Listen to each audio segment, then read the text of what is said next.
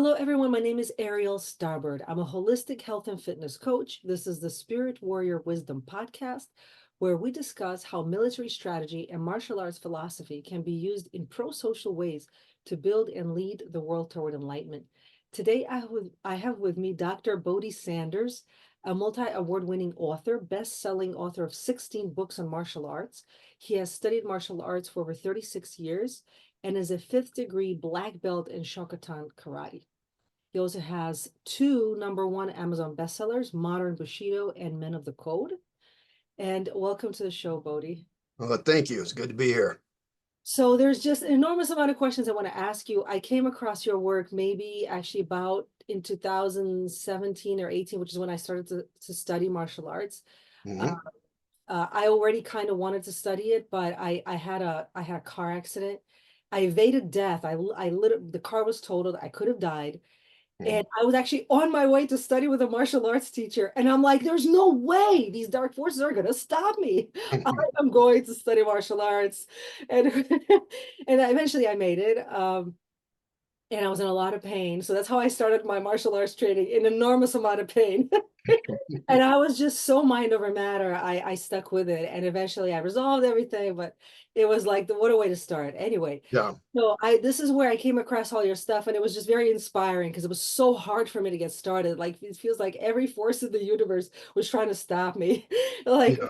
first was financial, then I almost died, then this, then that. It was like I was just so like they said the dog in you. Yeah, I had the dog in me, and so I really loved how like accurate your ideas were to how I felt already, Mhm. and how much it resonated with my heart.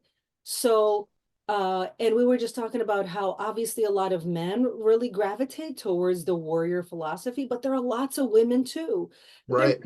not as visible. I don't write anything about warrior philosophy. I just live it. I just who I am. I can't be anything other than who I am. So Yeah. I just find that I resonate with this. But let's say we have a brand new listener. What is the warrior philosophy in your view? Well, warrior philosophy, most people, when you think of warriors, they think of, okay, military guys or, police officers, this type thing. They only think about the physical side. Warrior philosophy is more than the martial arts or self-defense. If you look, in the past, most of the warriors that we know, they were, men of character, honor. Honor was very big. If you look at the samurai, they'd rather die than dishonor themselves. And so warrior philosophy, I coined that term, wow, it's been 15 years ago, I guess. And, you know, to me, it entails everything from martial arts, self-defense to uh, character training, honor, integrity, the whole 9 yards. You can't just have part of it. You've got to have the whole package. Absolutely. Tell me, why do women need warrior philosophy? Well, it's a way of life. It's a lifestyle, and it applies to everybody, men, women, teenagers, young boys. It doesn't matter. It's a way of living life to the fullest and living a life of excellence in every part, every aspect of your life. So it's not just about martial arts. Martial arts is just a small part of that. And being able to defend yourself, because I've seen people who, I would call them warriors, who had never set foot in a dojo, probably didn't know how to defend themselves, in the slightest, and they step up and put themselves in harm's way to defend somebody else, which to me, that's what a warrior does. And it doesn't matter if you have all the training in the world or no training at all. It's what's in your heart and what's in your spirit, and that's what makes a warrior. you know if you go back in time, not all warriors were trained. It was what's inside them. And if they step up, and they see, okay, what's going on over here is not right, and they step up to, defend somebody who is, elderly or, weak, can't defend themselves, then they're a warrior. Whether they have the ability to fight or not, if they're willing to step up and put themselves in harm's way to defend somebody else, that's what a warrior does. And you can do that no matter what training you have or what you lack. It's better, of course, if you know some self-defense. If you're going to put yourself in that kind of situation, you better, especially today, you better know what you're doing, because there's people out there that, well, we're seeing on the news just in the last week. I saw right there in New York City that, where, two police officers, got just attacked by a gang of illegal aliens. And, you've got to be prepared, especially today. People think, well, we live in a different time today. Everything is more peaceful, we're protected, but that's not true. If you look all over the world, you see people who are being murdered, assaulted, just like the cops. And it doesn't matter, those cops were trained, and you saw what happened to them. It doesn't matter what your training is. There's always going to be a certain level where, okay, even with myself, I've been in a lot of street fights over the years, and I've had 40 years of karate training behind me. Still, there's a level. I can handle one person, not a problem. I can handle two, three, but there gets to a point where, okay, if there's 5, 6, 7, I don't care who you are, you're not going to be able to handle everybody once it gets to a certain point. So you've got to have training, even to handle 1 or 2 people. But it doesn't matter, like those cops were trained, and you saw what happened after, I don't even know how many, people were attacking them, but there was like 8 or 9, 10 people who are attacking them, and they couldn't handle that. So you've got to not only have the training, but you've got to have the awareness of your surroundings and what's going on around you. They stepped in, I'm still talking about the cops in New York. They stepped into a situation, and they were focused on the guy they were arresting, but they didn't focus on the whole gang standing around them. And all of a sudden, when it went to the ground, they're in trouble. And it could have been much worse than it was. These kids ran up and kicked them and stuff. But just think, if it was a actual gang, would have come up and stabbed them or shot them. It could have been much worse. Yeah, absolutely. And the thing is that you could prepare to the max, and bad things can still happen. Oh yeah, it's no guarantee. Right. I know. Well, I'll give you an example. I trained with Sifu Al Dacascos, and he's a famous martial artist. He's one of the founders of Kaju Kimbo, and he told me that I used to train, and this is the way I was taught too. In Shotokan, you want to throw a punch, you want to stop it about a ½ inch, from hitting your partner that you're training with. And that's the way Sifu Al started training. He said, well, I'm training and I'm teaching this. And I was in a bar one night, and a bar fight broke out, and I threw a kick, and it landed about, a foot away from the guy's head, because that's the way I've been training in class. And he said, I threw a couple of punches and a kick that, just came up short, because that's what I trained my muscle memory to do. And he said, after that night, because it didn't turn out very well, after that night, he said, we didn't train that way anymore. We trained, full speed and not pulling our punches. And it's interesting you say that. To that point, I'll just add, and I don't want anyone to misunderstand me. I'm not pro people just hurting each other violently, but I train in mixed martial arts, and I'm kind of trying different gyms, because I like to see who's teaching how and what, and I want to gather everything. I want all the right. weapons, all the knowledge. I hoard knowledge, and I hoard weapons. Yeah. But everywhere I go, it's like, oh, spar lightly, just lightly. I'm like, but if I'm getting ready for a cage fight, nobody's gonna spar lightly with me in the cage. They're gonna try to beat the shit out of me. So Mm-hmm. there has to be some experience of taking hard hits and hitting hard, but Yeah. obviously by consent. I'm not saying people should just go around doing that. Right. Obviously, with people who want to fight and spar hard. Why, I wish there was more opportunity for that. That's why I like when Well, if you don't, and you've never taken a punch, it's gonna even shock you. with gloves on in the dojo, if you've never even taken a punch there with gloves on, Just think what's going to happen when you take a actual punch, full speed, with knuckles hitting you in the face.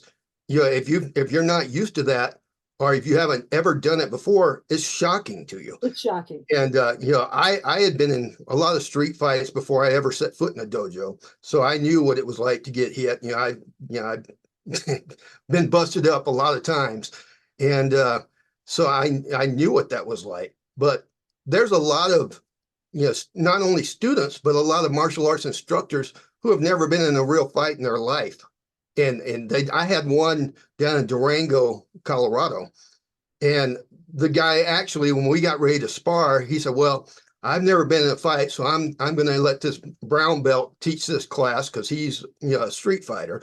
And he just admitted, "Yeah, I'm not trained enough to teach you how to actually fight." Well, yeah, that's the problem with martial arts today. Is so many of them have gone to class and they memorize the katas, the forms, and the blocks, the kicks, but they've never actually used them in a serious situation. So they don't know what it's like to actually have to fight for your life, or be Exactly. in a Well, situation like those two cops were. exactly. And I think this is part of the problem in general in the world, where a lot of our what we got as traditional arts are actually disconnected from their roots. Why are Yeah, people fighting? Because someone had to fight for their life. Someone right. had to kill another person to survive. And if you cut all that out, you sanitize the art, it kind of becomes a little bit meaningless. It's just forms. Yeah, And that's why there's so many Bushido artists and so much confusion about why are we doing all this? Why yeah. spend so much time and energy investing in this? If you're missing the spark, the spirit of why we're doing all this. Hmm. There's really bad guys out there. They're really, really evil.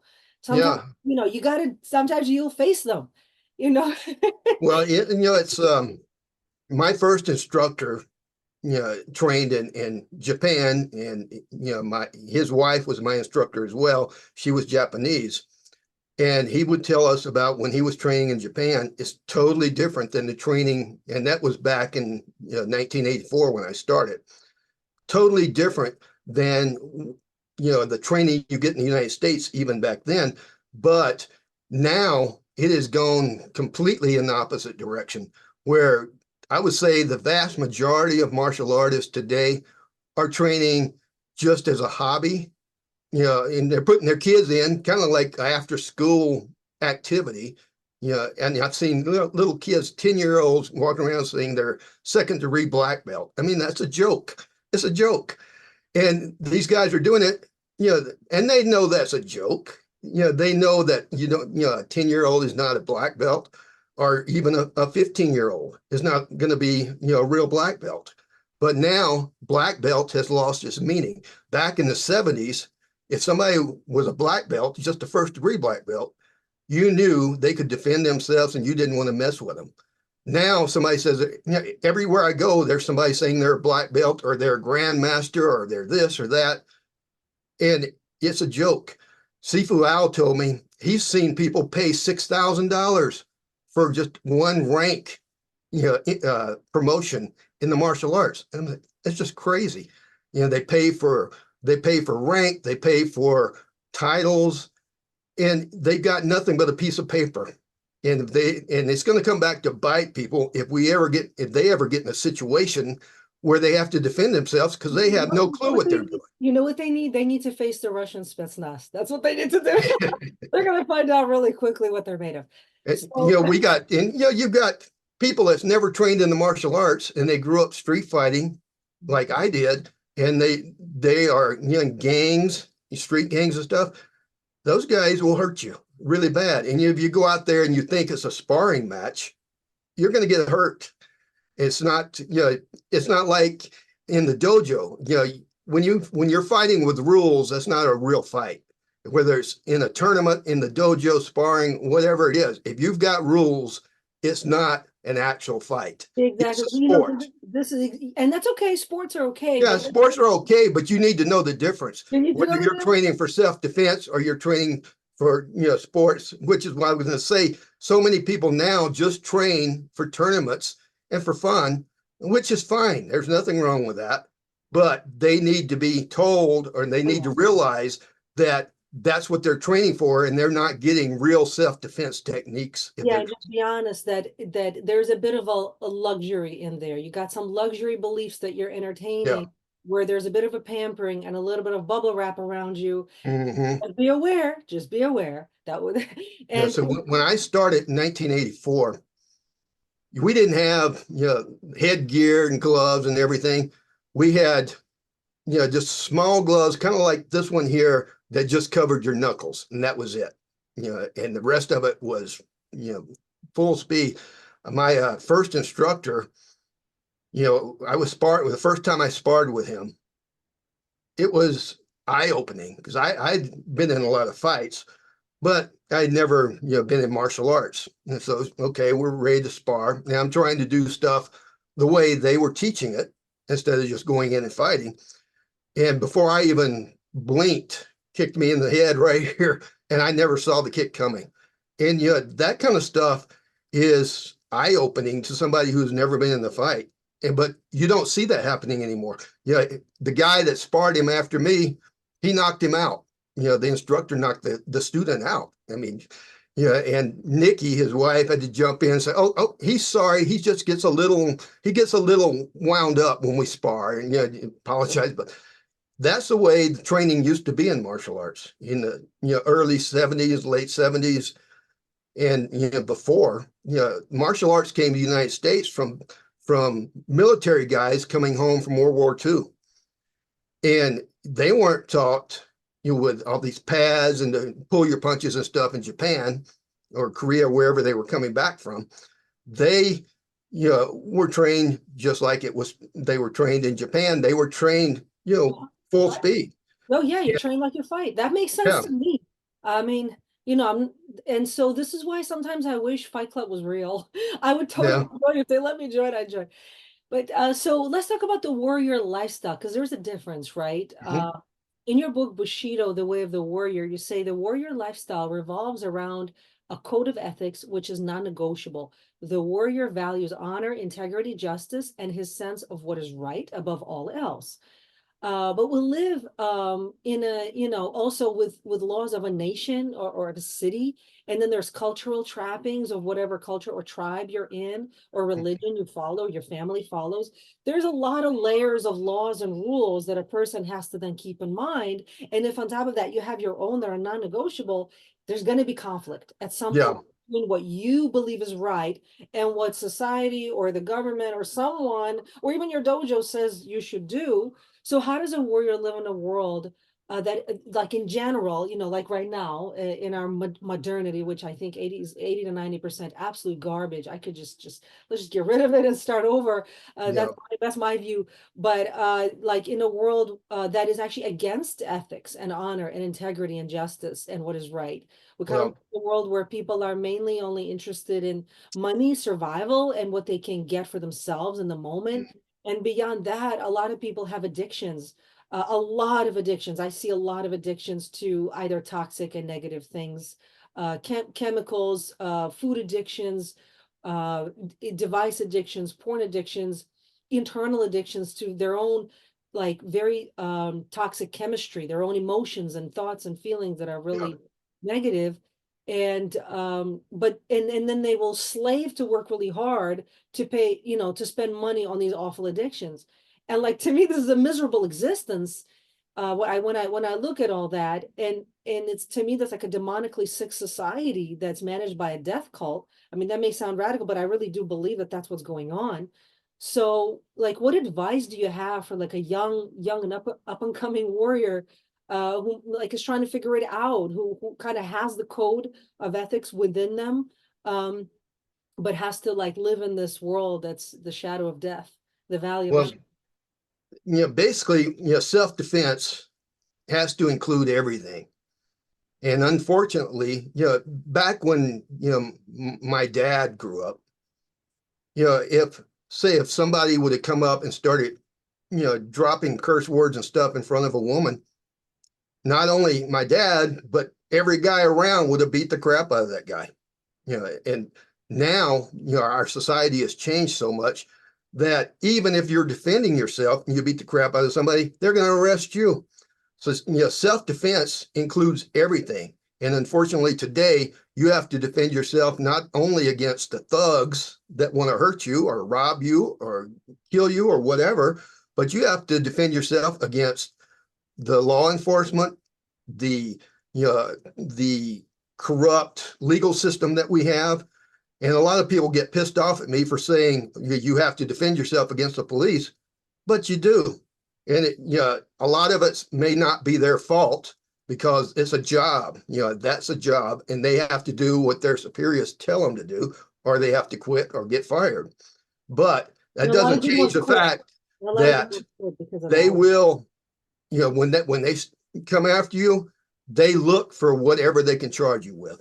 And I know this from personal experience. And they will go down the line. Can we charge them with this? Can we charge them with that? And they want to charge you with as much as possible. Back in when I grew up in the 70s, if you got in a fight and policeman came up, broke the fight up, he would say, okay, you guys are going to stop this crap right now. You stay there, you stay here. What's your name? I'm calling your mom and dad, calling your dad. And they would call your parents, send you home, and that was it. Now, I taught school. I used to teach school for about 15 years. And you get two kids, even middle school kids, who get in a pushing, shoving fight on campus. They want to call the police, have them arrested, kick them out of school. It's ridiculous. Back when I was in school in the late 70s, I would get in a fight at school. The principal would call me in the office, sit you down and say, okay, it's right to defend yourself. You should do this, you should do that.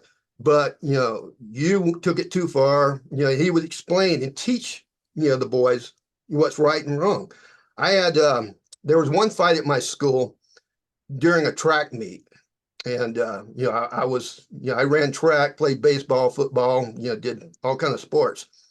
And, back then, I kind of grew up, being tough. So my dad taught me, he said, if I ever see that you cowered down and walked away from a fight, you're going to get a worse beating when you get home than you would have got if you would have stood up and fought the guy. And so I never backed down from the fight. But this one track meet, this other guy was fighting with somebody from the other team. And I just stood back and watched it, and he kicked the crap out of him. I got called into the principal's office the next day, and he told me, you should have stepped in and stopped the fight and attacked the other guy. He said, you should have fought. He said, you got to realize when you should fight and when you shouldn't fight, which is what part of the warrior philosophy is. You've got to know when to fight and when not to fight. And you've got to, today, you have to know, okay, if I do fight, I've got to make it look like I am in the right and I did everything possible not to fight and to try to de-escalate the situation, because you're going to need that, because that guy you're fighting with, that's not the only guy you're going to protect yourself from. After you kick his butt, you've got to think about, okay, what are all these witnesses going to say? Are they going to say, I started the fight, or I took it too far? Or, you've got to wonder what they're going to tell the police, because the police are going to be there. Today, when you get in a fight, somebody's going to call the police. They're going to come and they're going to ask all the witnesses, what did you see? Who started it? What was said? And you got to think about all that stuff. So there's a lot more to think about when it comes to self-defense than just blocking their punches, punching and kicking. It's a lot more to it, because you can be totally in the right, totally defending yourself. And we've seen case after case of this today, where, just in New York, there's a guy, I believe the trial is still going on, where the Marine defended somebody in the subway and ended up, he had the guy in a chokehold, ended up, the guy died. And now he's the one being charged, even though he was defending, people who couldn't defend themselves. He was in the right and he's being I charged. believe he was in the right too. I looked at the story, and the guy that he choked out was absolutely horrible. Like Yeah. like dozens and dozens of cases of him assaulting and attacking other people for decades, and it was all ignored by the police. The Marine did the righteous Hmm. thing.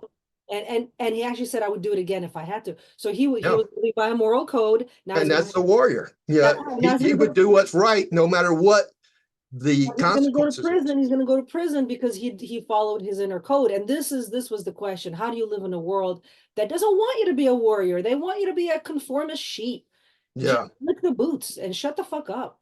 And Yeah. They want to control you. yeah, And you know, to answer your question, you have to do what's right no matter what is happening outside you. If you don't, it's going to eat you up inside. it will. That guy, if he would have just stood there and watched and done nothing, I guarantee you it would have hurt his self-esteem more than anything that the corrupt legal system is doing to him. I hope he gets out. I hope something happens where he's able to get out like really fast, because we need It's people just like that. you and that's what I'm talking about with self-defense.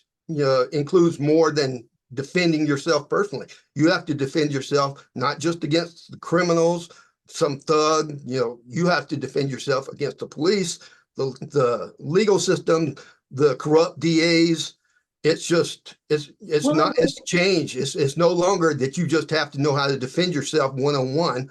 you know It's what? you got to think about all this other stuff. I think it's big. I think it's even more like ingrained in the very matrix itself. Like the shamans, I trained with a shaman for a long time. I practice shamanic healing. The shamans know that there's something called the timeline wars. How there's the there's the matrix that we think is real, but it's really like a false, negative, demonic matrix. And then there is like a good matrix too. That's nature. Yeah. Nature is a positive matrix. It creates everything with sacred geometry. It's positive to us. It's supportive to life. And there is this kind of a war between the good and the bad matrix too, between the good timelines and the bad timelines.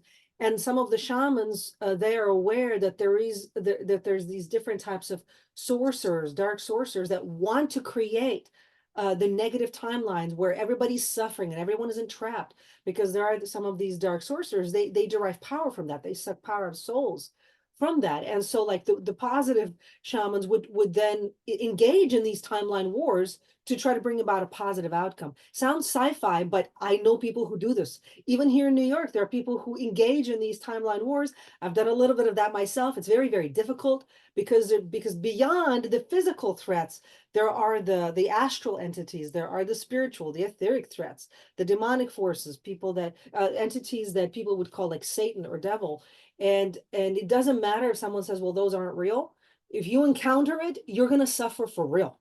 Even if you can't see it, it's not real to you, as in it's not physical. If you ever get targeted by one of these fallen angels or demonic forces, I can 100% guarantee you will suffer and your life will suffer. So it behooves people to learn how to manage energy, manage their own internal energy, not only the external space, but the internal space. And that leads me to the next question I wanted to ask you about inner peace. Well, before we go on, I want to say one more thing about that the Marine, who got charged in New York. If he hadn't have done anything and that guy would have attacked the woman, he could have beat the crap out of the woman. And the way your system is in New York and the DA there, that Nothing. guy wouldn't have even gotten charged. He would be out on the street right now. That's And right. it's a joke. It's And like it's programmed. everything is back asswards. If Absolutely. And somebody who has it's all on somebody who has purpose. honor and is a warrior stands up and does the right thing, they go after him. If some thug, Yeah, but Bodhi, destroys a store, breaks in, steals it's all everything, on purpose. It's all on purpose. It's part of the programming here to create learned helplessness. So people believe they can't do anything, that they just have to have to conform. depend on the state. Yeah. Yes, depend on the And the only reason to do that is because they want to control the population. exactly. And they And want to do it with fear and basically violence. And yeah, a lot of these people who are doing all these crazy things, they're actually targeted individuals. They've actually been targeted since they were young. Either they had, you can research it. I'm not, like there's actually a lot of research on this. Either they were from a very, very broken, abusive situation. They already were not mentally stable because of their really traumatic childhood, and then someone comes in like a handler and puts the ideas into their head. Oh, go shoot up a school. Oh, go do this, go do that, go attack this person, go do, and then it's just done remotely into their head. And Well, yeah, you think about, you talked about shooting up the school. Mhm. Okay. And yet, those in charge of a lot of the cities are totally against, putting, police officers in the school or having security in the schools. It doesn't make sense. They know that we have these nut jobs out there who will go and shoot a school up, but at the same time, they don't want to protect the kids by putting a couple of cops in the school. And it's got to be done on purpose. Yeah, It yeah, makes no sense. It's no common sense to it. there's no comes up, whereas other schools have a lot of cops everywhere. But the ones where there's a shooting, oh, there's none there. Yeah, It's all BS. It's all set up. It's a setup. It's a setup to guide people into a specific mental state, which is this negative matrix. And that's why I was saying that when I look around, I see people quite willingly going into it. They just don't realize the strategy that's being played on them. They're not thinking strategically. They're just reacting in the moment. And that's why they're weak, and that's why they're so easy to manipulate. And if they're easy to manipulate, they're easy to co-opt. So yeah, most people are co-opted by the dark. They don't realize it. They are like basically like walking on a razor's edge. They can go either way at any moment. They yeah, really don't have a spine. They really don't have character. They're not really cultivating anything within themselves that's in any remote powerful in a positive way. They kind of are just, that's why they're called sheeple. They don't inspire respect. Let's put it that way. There's no yeah, respect. There's no respect there. They just conform, and that's the sea of people. But occasionally, there's in like the spiritual metaphysical communities, they call them the star seeds. These are like more evolved souls that come here to change the matrix. We come here as timeline warriors, and I know I'm one of them. So I did a lot of my spiritual battles, a lot of my kind of martial arts or self-defense or art of war that I practiced for the first part of my life was all spiritual. And I did a lot of it. And I worked as an exorcist, helping people to clear dark forces off of them. And I don't have any on me. I didn't get them from other people because I know what I'm doing. I trained hard with my mentor and I practiced a lot. And when you know what you're doing, you're not going to just pick up random stuff from other people. Like you can't just, people think like you just pick it up. No, there's something in you that has to allow it. Some addiction, some attachment, some serious weakness, some serious character flaw that would allow a dark force in. If I'm working with a person who has a serious character flaw, let's say alcoholism, they're very, very addicted to alcoholism, but I'm not. I never drink. To me, that's not an affinity. That entity is not going to jump on me because there's no way it can attach. I don't have that problem. You know what I'm saying? So yeah, but a lot of people think like it's just dirt. It can just pass from one person to another, but that's not true. There has to be a hook and affinity. And this is why I spent like all of my life, actually, I'm over 40, all of my life, cutting out the negative attachments, any kind of addictions, anything that's toxic, anything that's negative. It's all got to go, because all of that will be used by the dark forces to manipulate you and try to bring you and convert you to the dark side. So you can't have even little flaws, even little problems. And most people, they don't want to be that strict and that disciplined with themselves to weed out all the negative things out of their life. They kind of like their addictions, they like their vices. That's just what I've noticed. But I think that's a big mistake. You can't win this war if you love the enemy. If you want something from the dark side, you're not going to be able to defeat it. You know what I'm saying? yeah. So inner peace, you're writing a book, The Art of Inner Peace. I of course, I'm 100% agreement that we should cultivate inner peace, but why is it so important? Why, But the people who live in chaos and have tumultuous lifestyles, why is that such a problem? well, that came out in 2022, and I wrote that kind of as a response to some of the stuff I was dealing with. And as a public figure, whenever anybody, I don't care who they are, whenever you're in the public, you're going to have a group of nut jobs that come after you and attack you and want to bring you down and bash you, especially on the internet. And so I dealt with that kind of stuff for about 10 years. And they attacked me in every way possible. And at times I let it get to me and, cost me sleep, just anger me. And so I dealt with that for about 10 years. And I said, I'm not going to deal with this anymore. I'm going to do something about it. And so I did. And I'm going to talk about, what I did that was helpful and how I got my inner peace back. And that's what the art of inner peace is all about. And the more I got into it, the more I said, you've got to, it doesn't just happen automatically. You've got to foster inner peace in your life. And you've got to, get rid of the things that disrupt your inner peace while you're increasing the things that foster inner peace in your life. And that book has actually won more awards than any of my other books, all of my other books together. I've gotten so many emails and stuff saying this book is life-changing. It's, I'm reading it for the third time, and it gets better each time I read it, and this kind of stuff. And that's when you get those kind of comments about your work, that's really rewarding. Yeah, absolutely. So how would you define inner peace? Like, well, let's say I know some people, some of my clients in the past, who've had enormous amount of chaos and tumult, addiction.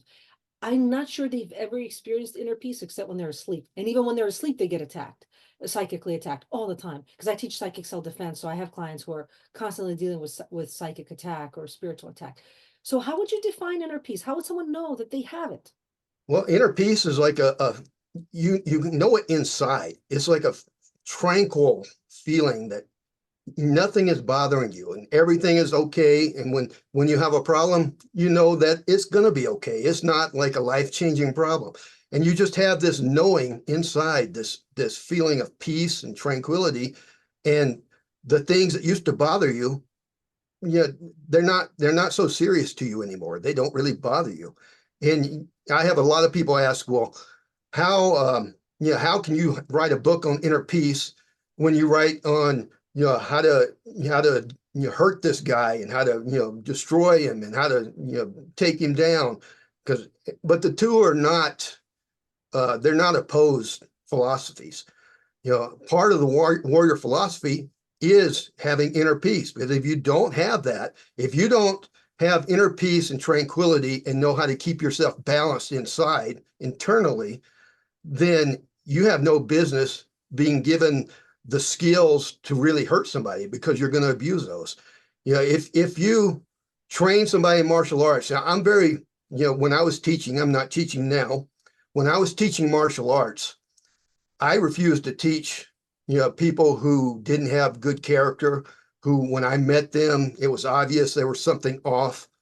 Because if you're teaching somebody who doesn't have honor, integrity, or who is not willing to develop their honor and integrity along with their inner peace, then all you're doing is training a menace to society, because you're giving somebody, dangerous skills that they can use to hurt somebody, but they don't know, what's worth fighting over and what shouldn't be fought over. And so they will go out and use it in the wrong way. Inner peace, it is not separate from being a warrior. If you ask any warrior, that's had the training and has done the internal work, they will say, well, no, I don't feel bad about, hurting this guy. I feel bad that I had to, but it's not going to affect me inside, because I don't fight unless I have to, unless I'm forced to. And so, Absolutely. Well, I think this comes back to, what is the point? Why do we do this? Because there's evil in the world and it has to be stopped. It has to be fought. We can't allow evil to dominate, to proliferate, to hurt innocence. And so warriors don't go around hurting random people. Like, I think this is a yeah. misconception. This is part of the reason why I started this podcast, because I saw there are so many misconceptions of what a warrior is, and a lot of just like average people, or maybe I used to know a lot of more hippie type of people. They were very anti-war and therefore Mhm. anti-warrior, and they believe though that all warriors are just violent people who are actually evil people. If Well, you're it's because they go to the extreme one way, and certain people who don't have the character and the integrity, they go to the extreme the other way. What you got to have is balance. And when you have that balance in your life, then you have the inner peace that you're looking. Right. The idea that I want to present is that the very point of why be a warrior is because there's evil that has to be fought and defeated. And it's a warrior who will do that. It's not going to be Yeah. it's not going to be a doctor, it's not going to be a nurse. All those are useful. It's not going to be a teacher, it's not going to be a child. All those exist, but but the warrior is the person who's going to go and fight to the death to defeat that evil, because it has to be defeated. Otherwise, the evil will just eat up everything. All those Uh, good people who are talking shit about warriors, they're all going to be eaten up by the evil. The well, warrior. you take those people that you're talking about, you are pacifist and believe there's never any reason to fight or never any reason for violence. But you have put them in their living room and have a gang of thugs bust in a home invasion. What are they going to do? Sit there and let them kill their, rape and kill their wife and their daughters and just sit there because there's never any reason for violence? They're full of crap. That's You know, what I anytime, the only reason they can say that is because they've never been put in a situation where they had to fight, for the people they loved, to defend those people and keep them from being hurt.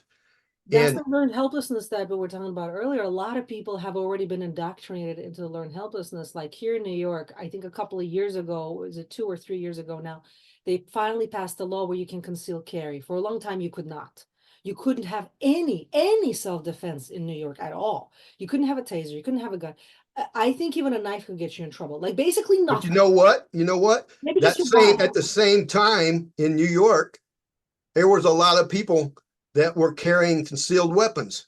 Yeah, And they're the illegal. criminals and the thugs. The only people who they're hurting when they don't let you carry a weapon, concealed weapon, is the law-abiding good people, Of because the course. thugs are already doing it. They couldn't care less if they tell them not to carry a weapon or not. But They're I never, criminals, and criminals don't obey the law. I mean, that's that's the definition. I actually called, this is years ago when I was researching self-defense. This must be 10 years ago when you couldn't have anything here at all. And I called different police stations just to ask them questions. What are my options? She's like, you have no options. You can't defend yourself in this state. You have to call the police. I'm like, but what if I'm being attacked at that moment? I don't have a phone or they take away my phone. You just have to call the police. I'm like, that is retarded. That is literally retarded. Well, the police don't stop crime. They come and respond to it after the fact. And Right. how is that going to help you as far as your Oh, it's not gonna help. defense? I mean, you're going to be laying, out in the street bleeding when they get there. It's not helping you. If And they I get tell you there at all. what, the whole time you were saying, well, they don't have, you weren't able to have concealed weapons, before that time. Well, how many murders and shooting and stabbings did you have during that time? Because everybody else, all the thugs, all the people on the opposite side of the spectrum, they had the weapons the whole time. They never got rid of their weapons. It's only, the law abiding people who got rid of the weapons. The other ones were carrying the whole time. Absolutely. Yeah, Yes, the criminals. it's Yeah. just, it makes no sense. Well, we're in the dark ages. If you see it this way, that there's these timeline wars and the demonic matrix tricked people into accepting it as the path to quote unquote enlightenment, and a lot of souls went into that direction, and we essentially went into the dark ages without realizing it. We're told we're so evolved. We're not. We're like there's a lot of extraterrestrial, more evolved beings that think we're a lost cause. They don't come here anymore. They don't want nothing to do with us because they think we're basically retards, painting our feces on walls. That's how they see us. Sorry to say that, but they really do say, they even say that. They won't come here, they won't help us anymore because they think it's pointless because of these kinds of things. It's like they tell us, look, you have these laws that you don't like, but you all voted for these people, and these people are now doing this to you. It's a large majority of people that's being controlled by small people. How's that possible? You must want it. You must want all this crap. Well, if you want it, you can have it, but like we're not gonna trade with you. We're not gonna come and help you. We're not gonna. And I know a lot of people are out there like, well, so what? I'm like, no, you don't realize. You don't realize how bad it is here, and how good it is in some other places. Like I think souls like me, we come here, we because we just, somewhere there's a story in the Bible where like God says, I'm just gonna destroy that whole city. And someone says, no, no, no, let me just try. Let me try to help them. What if there's just like one person there that I can help? Can I just get it, would you give me some time? And what if, I can turn that person to the light, and God says, okay, go. And it's like it goes, what if there's two? What if there's five? What if there's 10? And so eventually God says, okay, I'm not going to destroy that city. Go try to do something. And I really feel sometimes I'm one of these people. I'm like, let me try to at least try to convert with the lifetime that I have to the light. I don't want anything here. I'm not here for me. I don't care to be here. I'd rather not be here at all. But I know lots of other amazing places in the universe that I can be, but I'm here, I feel on a mission, and part of that is to transform darkness into light. Some of these souls are really good souls and they fell into dark places and they can be converted given some love, some wisdom, some a direction, a path. And I think like I'm hoping that like podcasts like this can help some of these light souls to emerge out of that darkness. But the way you do it is by way of the warrior. You can't, Yeah. ass kiss your way out of that dark place. You can't make enough money to buy your way out of that place. You can't conform your way out of the place. You have to fight. You have to fight to win, and it is a fight to the death. I hate to say it, but it is.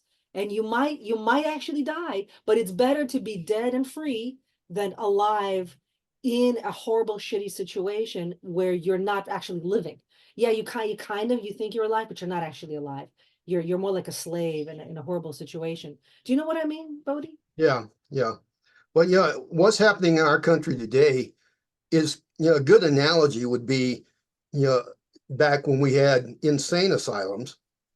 It's the analogy would be allowing the inmates to make the rules in the asylum. And even our founding fathers stated that the only way this republic can work is for the public to be educated.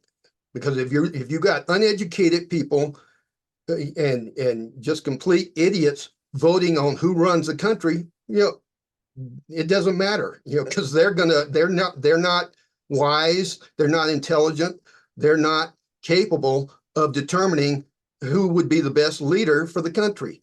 And that's what we have today. Like the guy that was in the subway, the guy that died, he was obviously crazy, but you know what? His vote counts as much as mine or yours for who runs our country. And we have that across the country. And we have people that don't know what the issues are. They don't know what challenges the country is going through. They don't know what's going on here or there, but they vote. And it's nothing but a popularity contest, like kids in school voting for, Mr. High School year 1999 or whatever. It's just nothing but a popularity contest to them. And those people, and this is going to sound bad, they should not have the right to vote because they are not intelligent and don't know what they're voting for. They don't know what the issues are. They don't know what we need in our country. And they couldn't care less. And if you go, and I've seen a lot of people do these interviews on the street with these people, and they interview them and they'll ask, who was in the Civil War? England and France. It's just, they have no knowledge about anything in the country anymore. And that goes back to what you were talking about. Our schools are not teaching the kids what they should be today. And that's why I quit teaching school. It got to the point that I said, I can't justify what we're doing to these kids and maintain my honor, because what they're doing to the kids is a disgrace. They're not teaching them they're not teaching them to love the country. They're not teaching real history of the country. And I was a history teacher. Even in the textbooks, who do you think are writing these textbooks? They're not the real historians. They are writing they're writing history from a revised, how do I want to say it? They're revising history and putting stuff in there that's complete bullshit. And you can't teach kids, the history of their country, to be proud of your country, that your country is good and helps other countries, helps other people around the world, if they all think you had no right to be a country and our founding fathers were evil, criminals, this and that. It's a joke what's happening to our country right now. And It really is. It's horrible. We got tricked into probably one of the worst hellish timelines that are possible. In a shamanic way, there is a way to see different timelines. There are much better timelines available, but collectively we keep somehow being guided into the worst, the nightmarish, they call it the clown world. It's because it's so hellish at this point. Like, when are people gonna want to do something different? The good news is that according to some research that was done by different universities, you don't need every single person to decide differently to go into a better timeline. There's just some percent, and I don't know what that percent is. It could be 2, 3, 5, but it's not a large percent. So it's okay if a lot of people don't understand what's going on, as long as that 2, 3, or 5 really get it and really work on manifesting and visualizing and guiding society in a better direction. Then everybody can follow that, because the people who are either higher IQ or more spiritually powerful or more disciplined, more awake and aware, we have a lot more power. So that one person maybe has 100 times more power than an average person who is not really manifesting anything. They're just going along for the ride. They're just accepting whatever is sent at them. So if they're overwhelmed with a bunch of negative opportunities, they just pick one of the least evil. But as soon as they're presented with a really, really good timeline, a really good opportunity, like that vision is available to them, I think they'll take it. Like, actually, that does look better to me. Well, just think about, how our population was back in the 1940s as compared to today. Back then, when the Japanese bombed Pearl Harbor, everybody signed up to go to war to fight Hitler in Japan. People were signing up that weren't even able to go to war because they were disabled or they had, a handicap or whatever. And even the women who stayed home, they volunteered to work in factories to produce, things for the war. Now, you think about if Hitler happened today, how many people in our population would sign up to fight him? It would be a fraction of what we had in the 1940s. And it's because we have, the people have been trained to think differently than they did back then. We have very little patriotism anymore. Very few people are willing to sacrifice for the good of the country or the good of the population, or to stand up against evil. They don't care. All they think about is themselves. And that's not the way of the warrior. Warriors have never been just about, it's all about me. It's all about me. Warriors have always stood up against evil and against, people that were abusing other people and hurting populations. They have always been that. That's the purpose of a warrior. My definition of a warrior is someone who is willing and has the ability and is willing to fight to protect himself, his friends, his family, his ideals, but at the same time, he seeks perfection of his character. It's not just about fighting. It's, living with honor, integrity, dedication to what's right. And, it takes all of those things to make a true warrior, not just one part or the other. And so much of that I just said is missing in today's society. You talk about honor today, and more times than not, somebody's going to look at you like a deer in the headlights. They have no clue what you're talking about. When I started writing my books, and I was shocked, I would get so many emails saying, "Oh man, this stuff is great. I've never heard anything like this before. I've never seen anybody write about this stuff before." And I was shocked because when I grew up, that was pretty much common sense. That's the way I was taught, and pretty much everybody I knew was taught the same stuff. And today, nobody is taught this stuff, and it's like a foreign language to them. You talk about, okay, you have to sacrifice, you have to have honor, you have to think about what's right in every decision you make.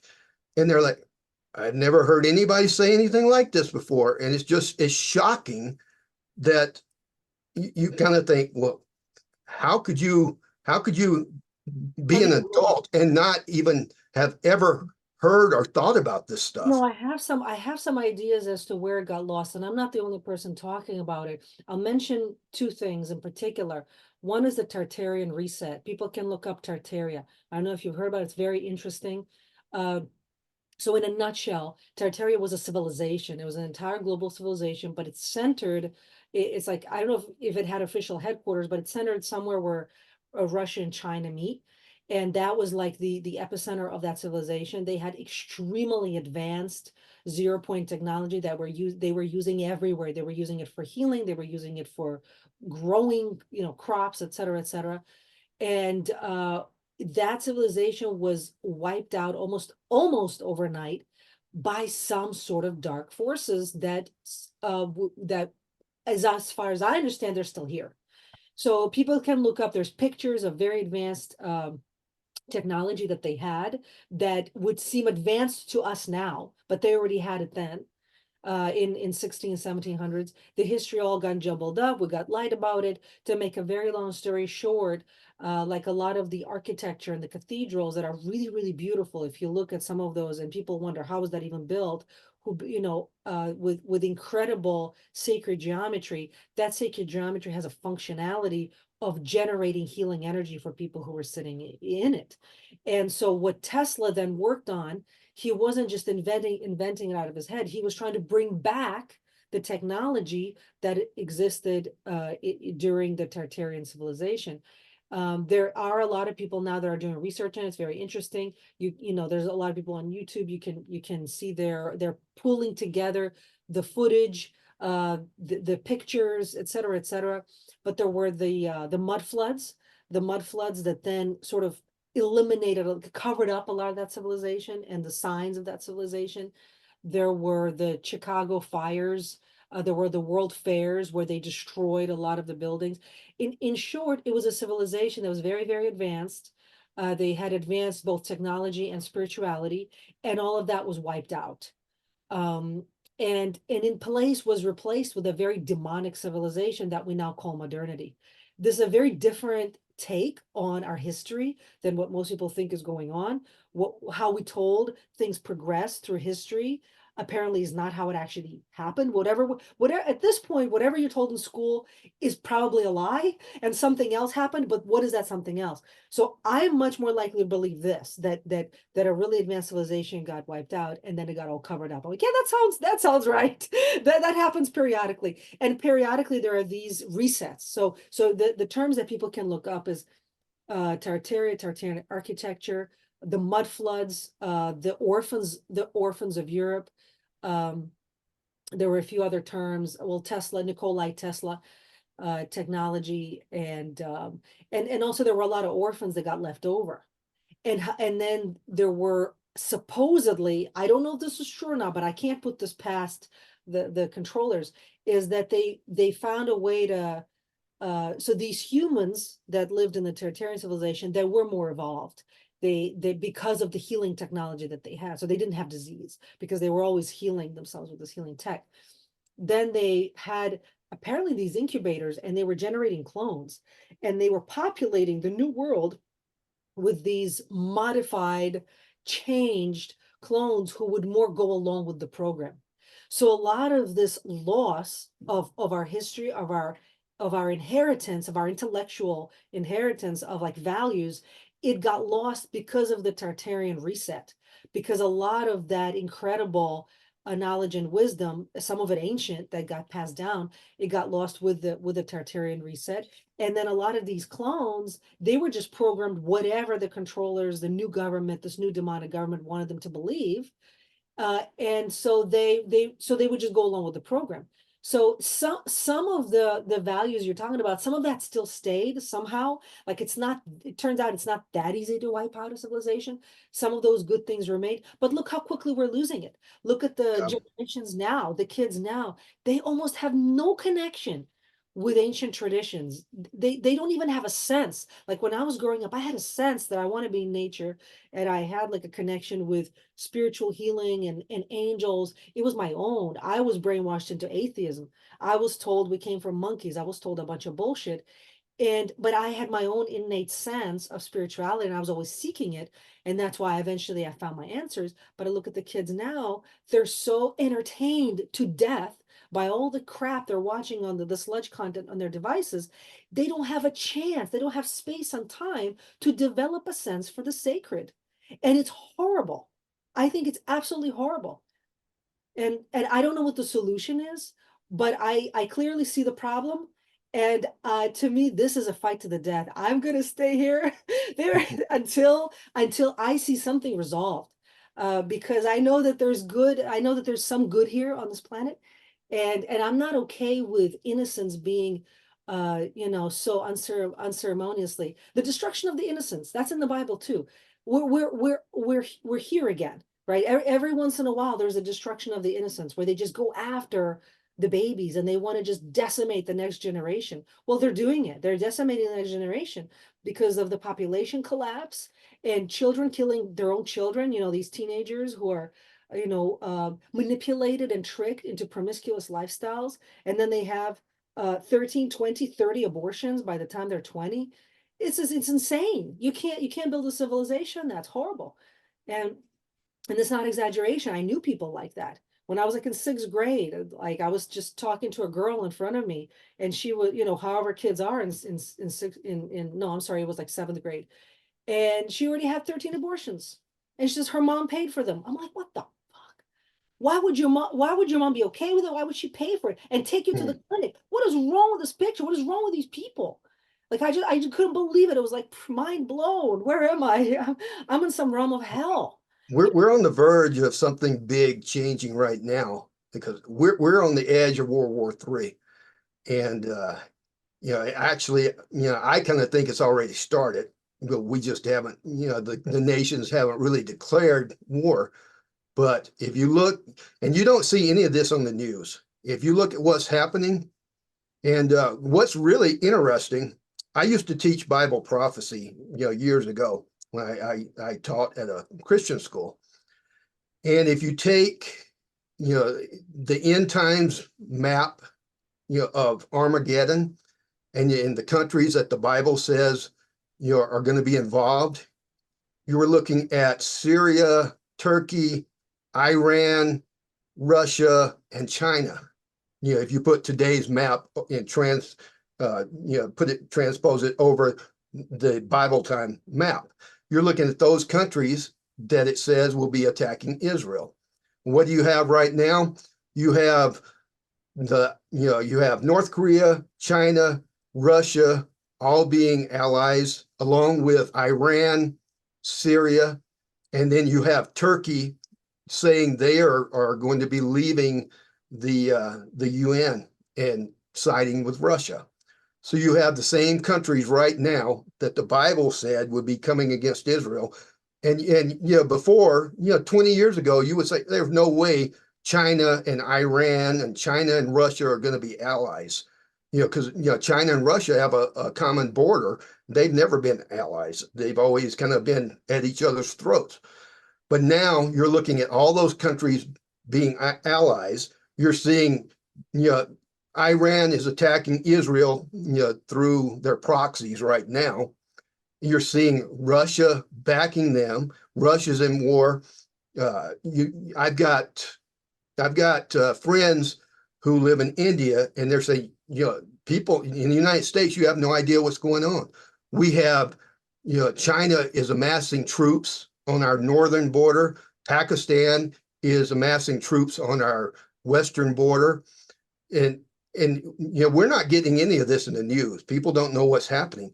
But you've got Pakistan, Russia, China, North Korea, and pretty much Iran. They all have nuclear weapons. So does Israel. So does the United States. And you've got all these countries starting to push each other right now. And we're going to be very lucky if we get out of this without some type of nuclear war happening in the world, pretty soon. And it's kind of a scary situation.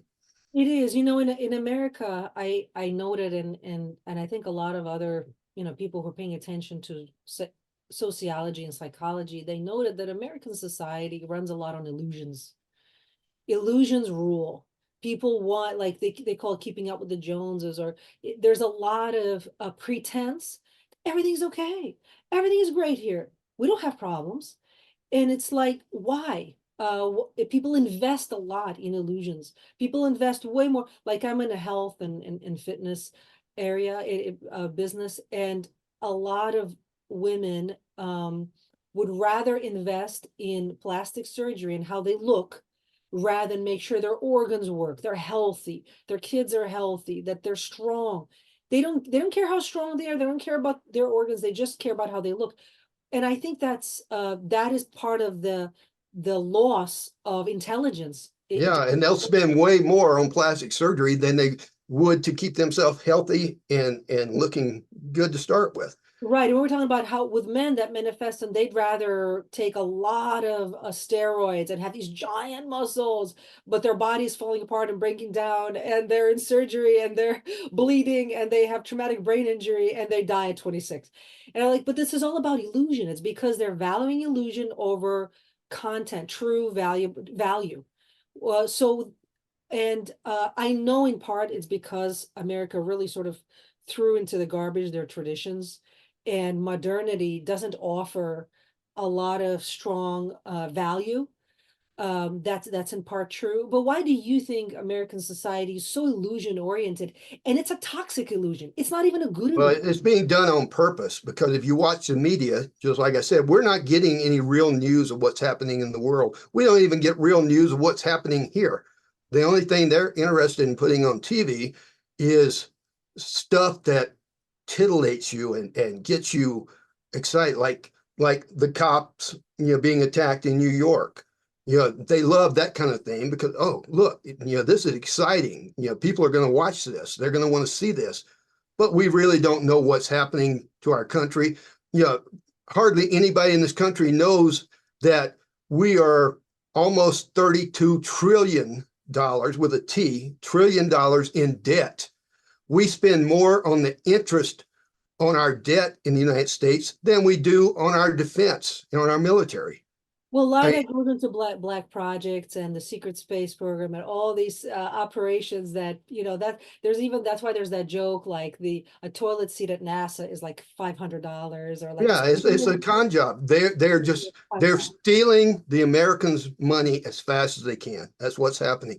We're getting taxed, to the max, to where, a lot of people can't even afford good health care or decent food and to take care of their family, but we're having to pay tax money so they can pay $500,000 for a toilet seat, which costs $20. Yeah, it's the money is getting siphoned off into black projects that are like, we're talking about light warrior and dark warrior. That would be the dark warrior type of projects. So in fact, people unknowingly invest in the dark factions of the military that I don't agree with either, by the way. Yeah. But Well, our Senate just voted yesterday or day before, about giving Ukraine and Israel.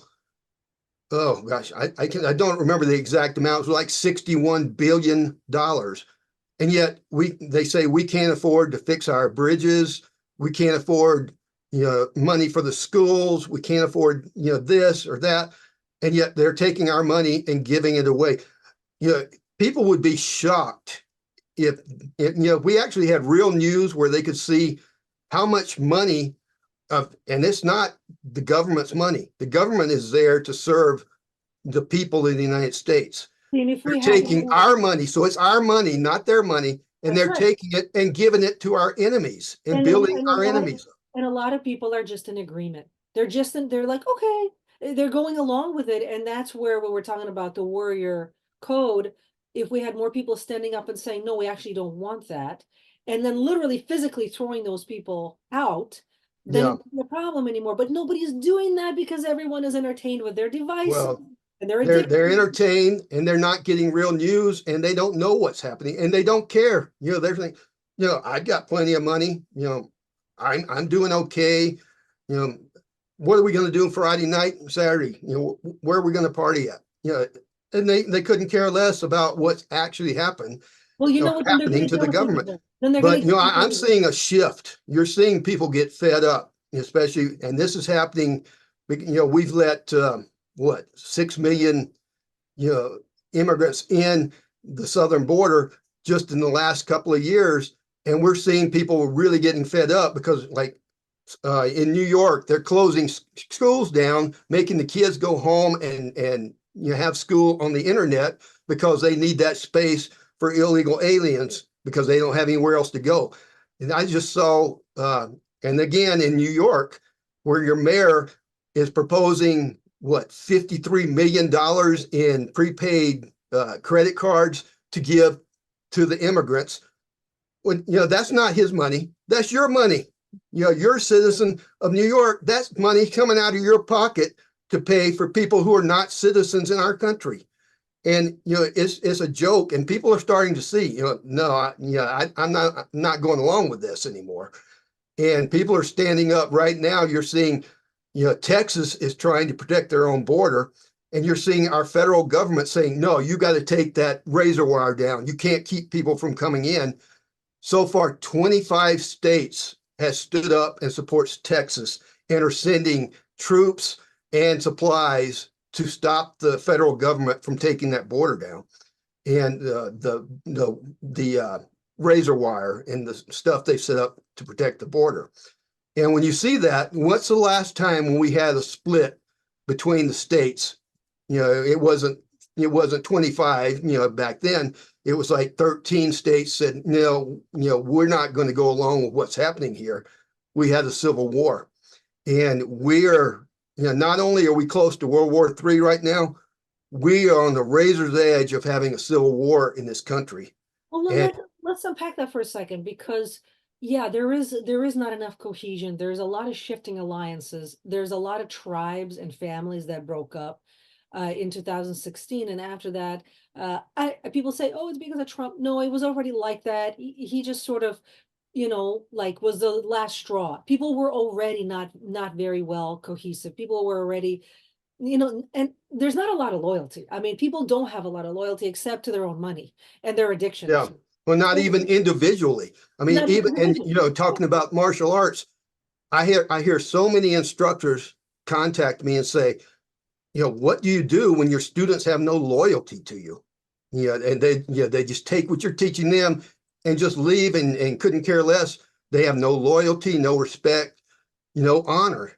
And I'm like, yeah, did you teach them honor? Did you teach them loyalty? Did you teach them respect? Because that's the kind of things I teach in my books.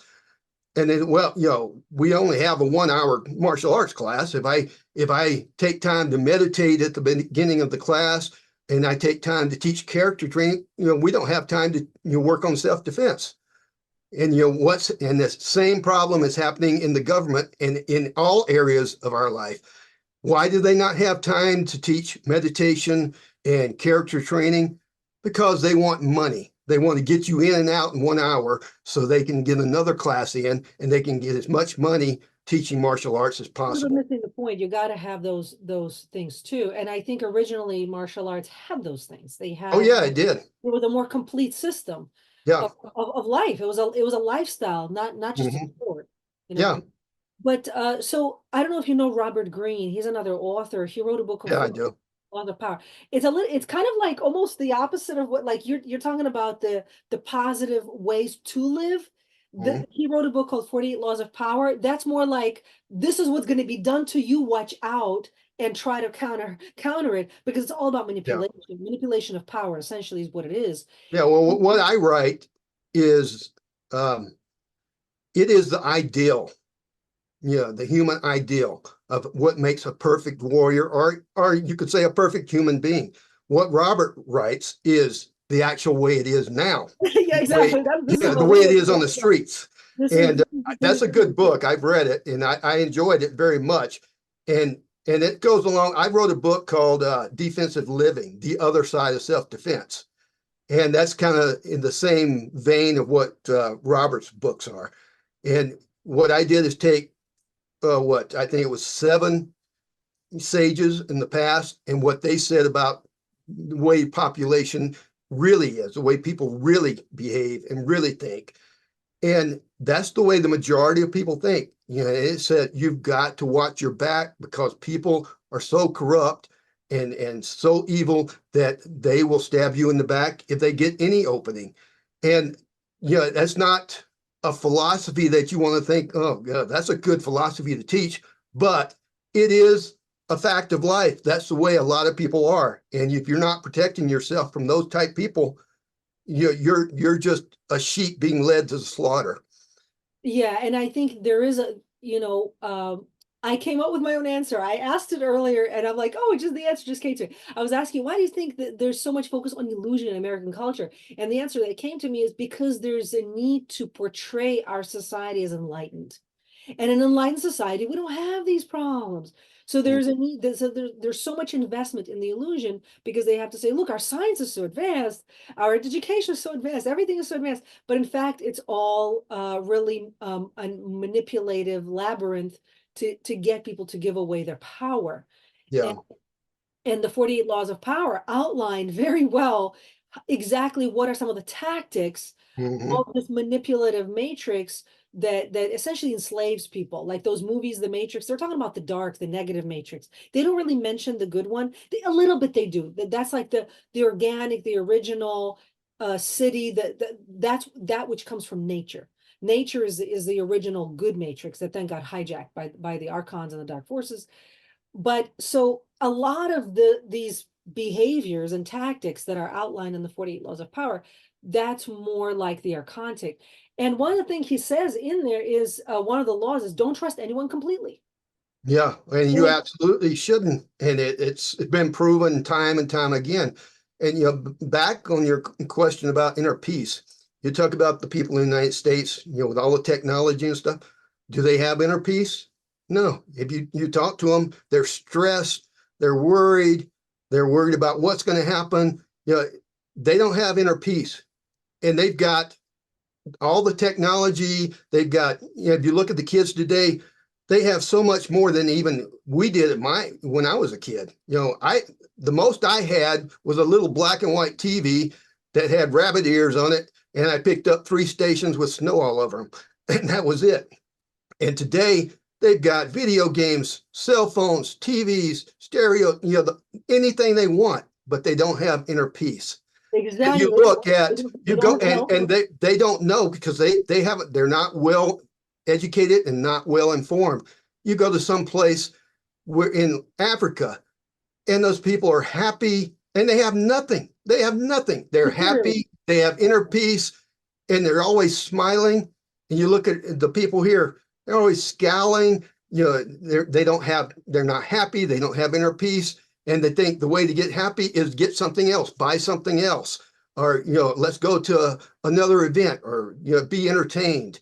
But they're missing it because inner peace and happiness come from inside. It has nothing to do with what you got or what's outside of you, or what you own. None of that stuff. Material possessions don't, won't give you inner peace. It comes from inside, and it's an attitude, and it's something you have to learn. And we have lost that in the United States. Well, let me ask you this. So we were talking about the way of the warrior, how there is those very important virtues of loyalty and adherence to a code and bonds with the people that are important to you. How do you reconcile not trusting anyone completely and forming strong bonds that are positive? Because that's hard, right? Yeah, it can be hard, and but it's necessary because you have to protect yourself. And you keep talking about the dark forces and stuff.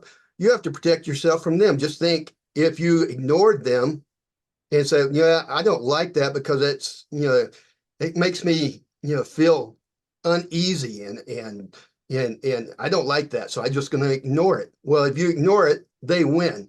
And it's the same thing with people. You've got to maintain your inner peace, but at the same time, you've got to realize that not everybody thinks like you, not everybody lives like you, and not everybody has the same morals as you. And you've got to protect yourself at the same time you're protecting your inner peace.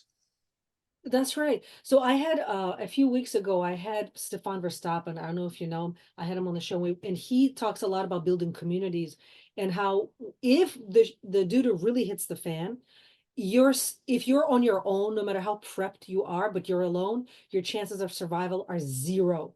And if you're with a community and a group, it's closer to 50-50. Yes, somebody in the group could betray you, but very likely if you've cultivated those relationships for a while, there's going to be good allies there. And at least with one or two other people, you can survive because you need at least several people, if not an entire family, tribe to survive, right? If you have this roaming gang and you're on your own, forget about it. You could be like one of these I'm thinking of the 80s of these, the famous stars, like Stallone and Yeah. super, super muscular. No, even if you're like that, even if you have all the guns and all that, you're not going to survive because if it's 20 people on one person, and even if you studied 7 martial arts and you've got a bunch of ammo, and eventually they're going to overcome you. You, Yeah, and that's what I was talking about when we started here. It doesn't matter how well trained you are, what skills you have. I may be able to handle 3 people, maybe 4. When you start putting 6, 7, 10, there's no way nobody can. Bruce Lee couldn't. exactly. Nobody can. Right. So this is the tough part. How do you cultivate those relationships? Obviously with respect and virtue and all that. But yes, according to 48 laws of power, there will be the dark person in there who pretends to be a friend, but really is gossiping, backstabbing, Yeah, only afraid to take advantage. What do you do? A lot of people therefore isolate, but this is not good. Or they sort of only have a few, but you got to form communities. That's what Stefan is teaching, yeah. like for Well, like. if you think about it, you know, that's the way human beings have always been. Think, what Cain and Abel were supposed to be, the first human beings, and Cain killed Abel, because he was jealous of what he had, and it's always been that way. You can't count on people, so you've got to, if you need a community like that, and you've got to be so selective that even then you can't guarantee it. There is no guarantee that somebody is not going to screw you over. And I've been screwed over. I tell you, most of the time when I've been screwed over, it's been somebody I've known or friend or family member, not some stranger off the street. And it's because we don't deal with those strangers off the street. If we dealt with them all the time, you'd be screwed over by them too. And unfortunately, that's part of human nature. You cannot trust other people. And every time I've put my trust, almost every time that I put my trust in somebody else, they end up screwing me over. And some I've known for 40 years. And, out of the blue, it's like something happens to them. It's just, you have to find a balance. But I mean, and the only way you can build a community like that is to take a risk. And you have to kind of weigh, is the risk, worth the reward? And it's kind of degrees. You have to think about, okay, well, I kind of trust this guy as long as we're talking about this subject. But if we're talking about, $1 million, no way. He would stab me in the back for $1 million. And so it just, trust comes in degrees. It depends on, can I trust you as far as your spiritual, aspects go. Yeah. Would you trust me as far as, helping you if you get attacked on the street? Yeah. Would you trust me if you left $10 million sitting in a briefcase and you forgot about it and I walked off with it? Yeah, maybe, maybe not. And so, you have to think about, well, I trust this guy, but how far do I trust him? Yeah, And I think it's also about it's insurance. You trust to a point, but you have to have insurance. So exactly. sometimes it's Yeah. wise that the person knows that you have insurance, and sometimes it's wise that they don't know that you Yeah. can have something on them. Yeah. And that's where your self-defense comes in. Yeah. You can trust this guy. Well, what if he's going to turn on you? You've got to be able to defend yourself then too. And so human nature is, and it's if you look through history, it's always been that. We even had, and a lot of people don't know this, we had a vice president, I forget what administration he was in, but he tried to screw the president over, and he had in mind an insurrection and to build his own army and to take over the United States. And most people don't know that. I think it was Aaron Burr. And most people don't know that, and because we're not teaching this kind of history anymore. We're not teaching the deep, in-depth history of Interesting. the United I for States. some reason thought it was the president whose name starts with O, because I may have heard something about him wanting to do something like that. He wanted to do his own thing. Yeah, I think it was Aaron Burr, but I wouldn't swear to it. I But most people don't know that. And then he was taken up in front of Congress in order to, they wanted to, charge him with treason, but because he had a loophole or something, he got out of it. He got away with no punishment whatsoever. It's just, Yeah, I mean, the way I see it, a lot of people up there, I don't know if everyone, but a lot of the people in power, they're part of the same death cult. oh Just, yeah. When I served as a page when I was younger in the House of Representatives, and I was young and thought, okay, yeah, I'm gonna campaign. I was really into the politics. After serving as a page and seeing how it really works, I was so disgusted. And it was just crooked. And a lot of people think I'm exaggerating. When I went up there, I wasn't even of age. I was 17 years old and served as a page, just to kind of learn, how things worked and everything. And the guy I served with, he was supposed to be one of the upstanding members. You go in there and they would have this big bill. Everybody would stand up and, different people would stand up and give speeches about, why they should vote for it or why they shouldn't. And you look out in Congress and they're sitting there. Some of them are asleep. Some of them are reading comics. Some of them are, typing, this on their computer. And then you look at that and you think, these people couldn't care less. And they say, okay, it's time to vote. And they have a red button and a green button, yes or no. They put their paper down, hit the button, go right back to, doing whatever they're doing. At the end of the day, and it was every day, at the end of the day, they go back to their hotel, turn the news on to see who got on TV and what the reporters are saying about them, and how much publicity did they get. Then they turn off the TV, get cleaned up, get ready to go out, and then lobbyists every night I was there, the railroad lobby took us out to dinner, and this was back in the late 70s. Took us out to dinner, and it was $1,000 bill for 3 people to eat at Ruth Chris Steakhouse. And it was, as much as you want to drink, the most expensive stuff, whatever you want to order, and I asked my representative, I said, so you're going to vote for that railroad bill? Oh, no. But he took their money every single night. It's a racket.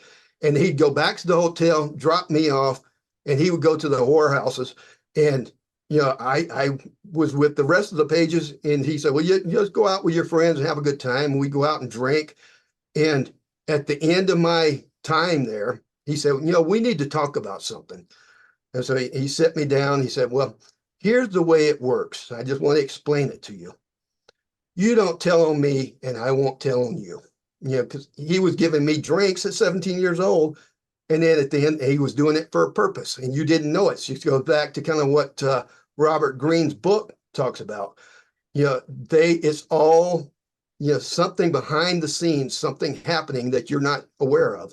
And he said, well, you don't tell on me and I won't tell on you. And so that's the way it's always. You scratch my back and I'll scratch yours. And It that's sounds not like somebody who has the good of the country in no, mind. absolutely. And it sounds like he was told. He was already told. These people already told you're going to vote like this.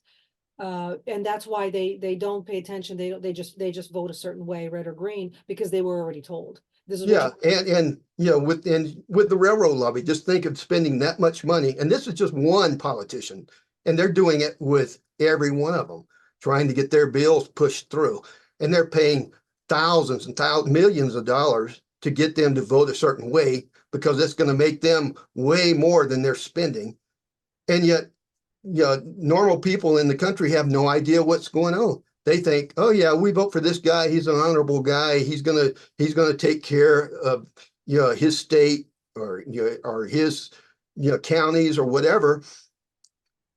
That once they get up there, I mean, just think about Biden. He's a multi-millionaire. Back when he started, I think his salary was like $30,000. Now I think a senator's salary is like 130 or something. Think about people who have been there for a few years and they leave multi-millionaires making the same amount as a teacher or somebody working in a business makes. How are they multi-millionaires? Getting that Just money from somewhere. It's totally. obvious, and people who are buying them off and they're pocketing that money. I could be wrong. I've never met that person, but I would not be surprised if he was a hologram. If there was no such person in existence, that there is literally just this hologram that people think is real, and it's all part of the circus, part of the same clown world, while there's manipulations and machinations of lots and lots of money, and all these things are going on, while people are paying attention to this, bumbling idiot that's not even real. Is just, you know what I'm saying? I wouldn't be surprised. I mean, maybe he's real. I've never met him. As far as I'm concerned, he could just be a hologram. You know what I mean? Like an AI, artificial intelligence image. Except they have sophisticated ones that can look like that looks like a hologram. You can stand next to it. You can even touch it. The military had it for a long time. There might not be nobody be there at all. Hmm. And in fact, there's other forces at play whose names we don't know and may never know. And We have on the vote to impeach. I forget the guy's name, the guy that's in charge of the border. And they voted like a week ago to impeach him.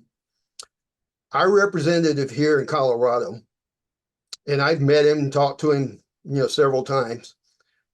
And he's always voted, what was good for us. All of a sudden, he decided not to run for reelection, and out of the blue, he votes against impeaching the guy. And I'm like, that's crazy. He always, votes the right way, and all of a sudden, he's not running for reelection. He couldn't care less what the people of Colorado think or what we want, because he doesn't need our vote anymore. What we want doesn't matter. So somebody gave him enough money. He voted against the bill, and he's going to walk off here in about 5 months with who knows how much money that he's I think made his this time is there. exactly, I think this is exactly the opposite of what a warrior should be. Someone who's so It is. so manipulatable. There's no spine at all. It's like, and you think, what are they going to do with all that money? Well, they're part of the same death cult. The money stays in the cult.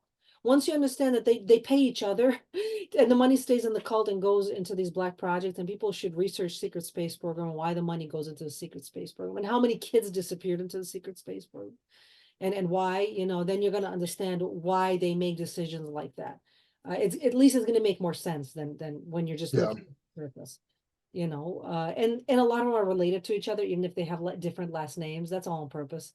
But and sometimes people track it, and they see how all of these famous people, including in Hollywood, politics, music, entertainment, law, they're all actually related to each other. They're all part of the same, the Oh same. yeah, I mean, people don't realize that. Like, what's her name? Taylor Swift. You know, everybody's just going crazy how she just made it on her own.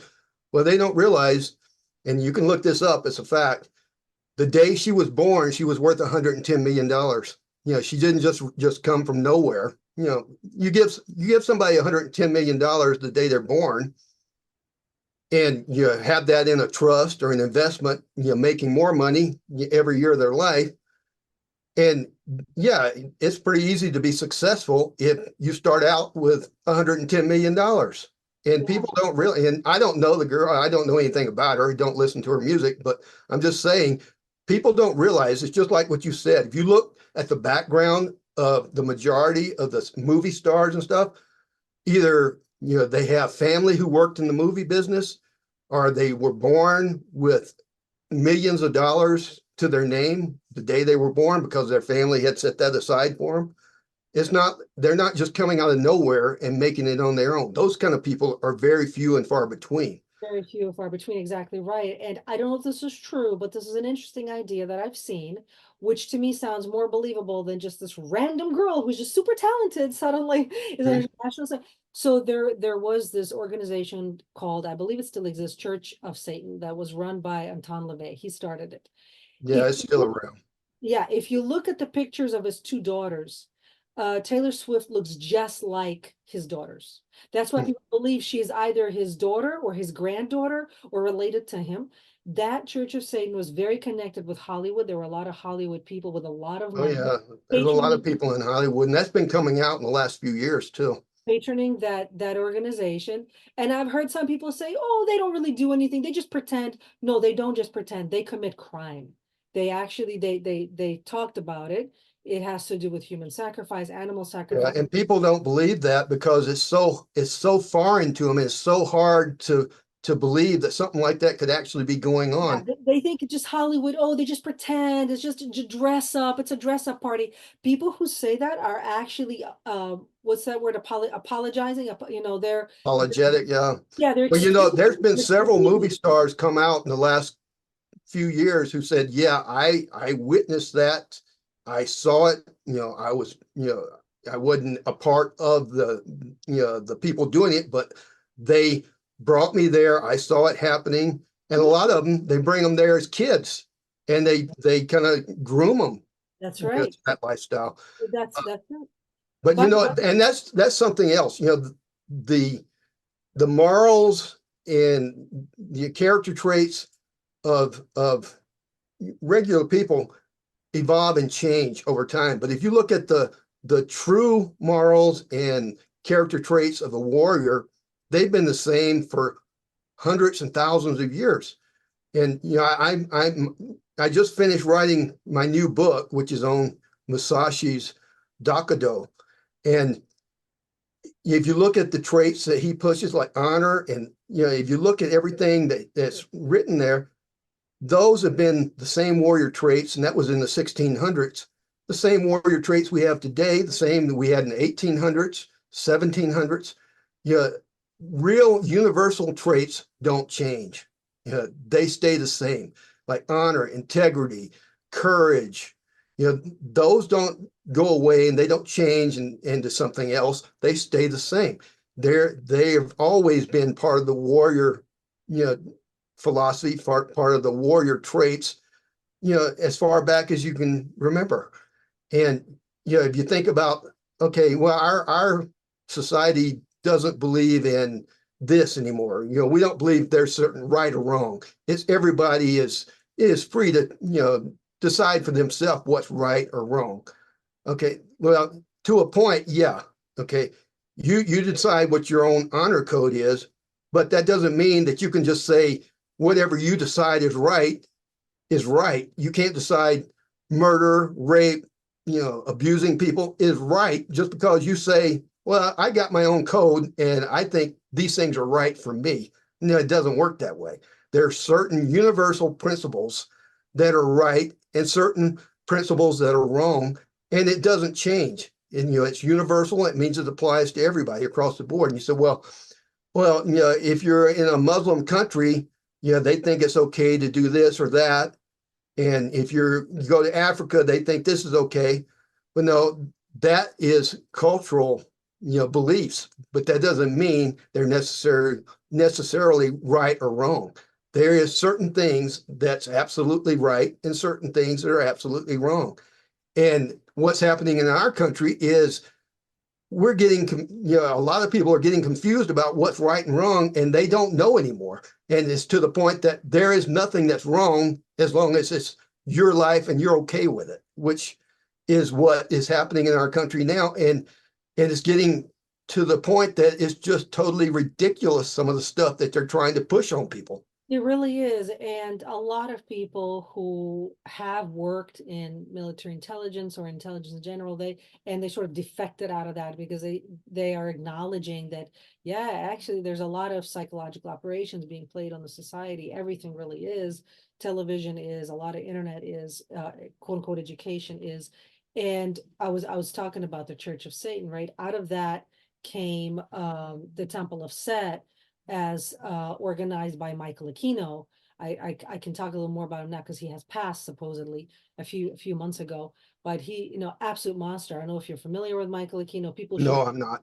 People should really look that name up. He was presiding and working at Presidio Military Base in San Francisco, California, that was known for a lot of pedophilia, a lot, enormous amounts of, like, where so the military families, there would be like a daycare where the military families would leave their kids, and there were all kinds of experiments on kids and pedophilia and all kinds of satanic ritual abuse going on there, and they all got in trouble in the 80s.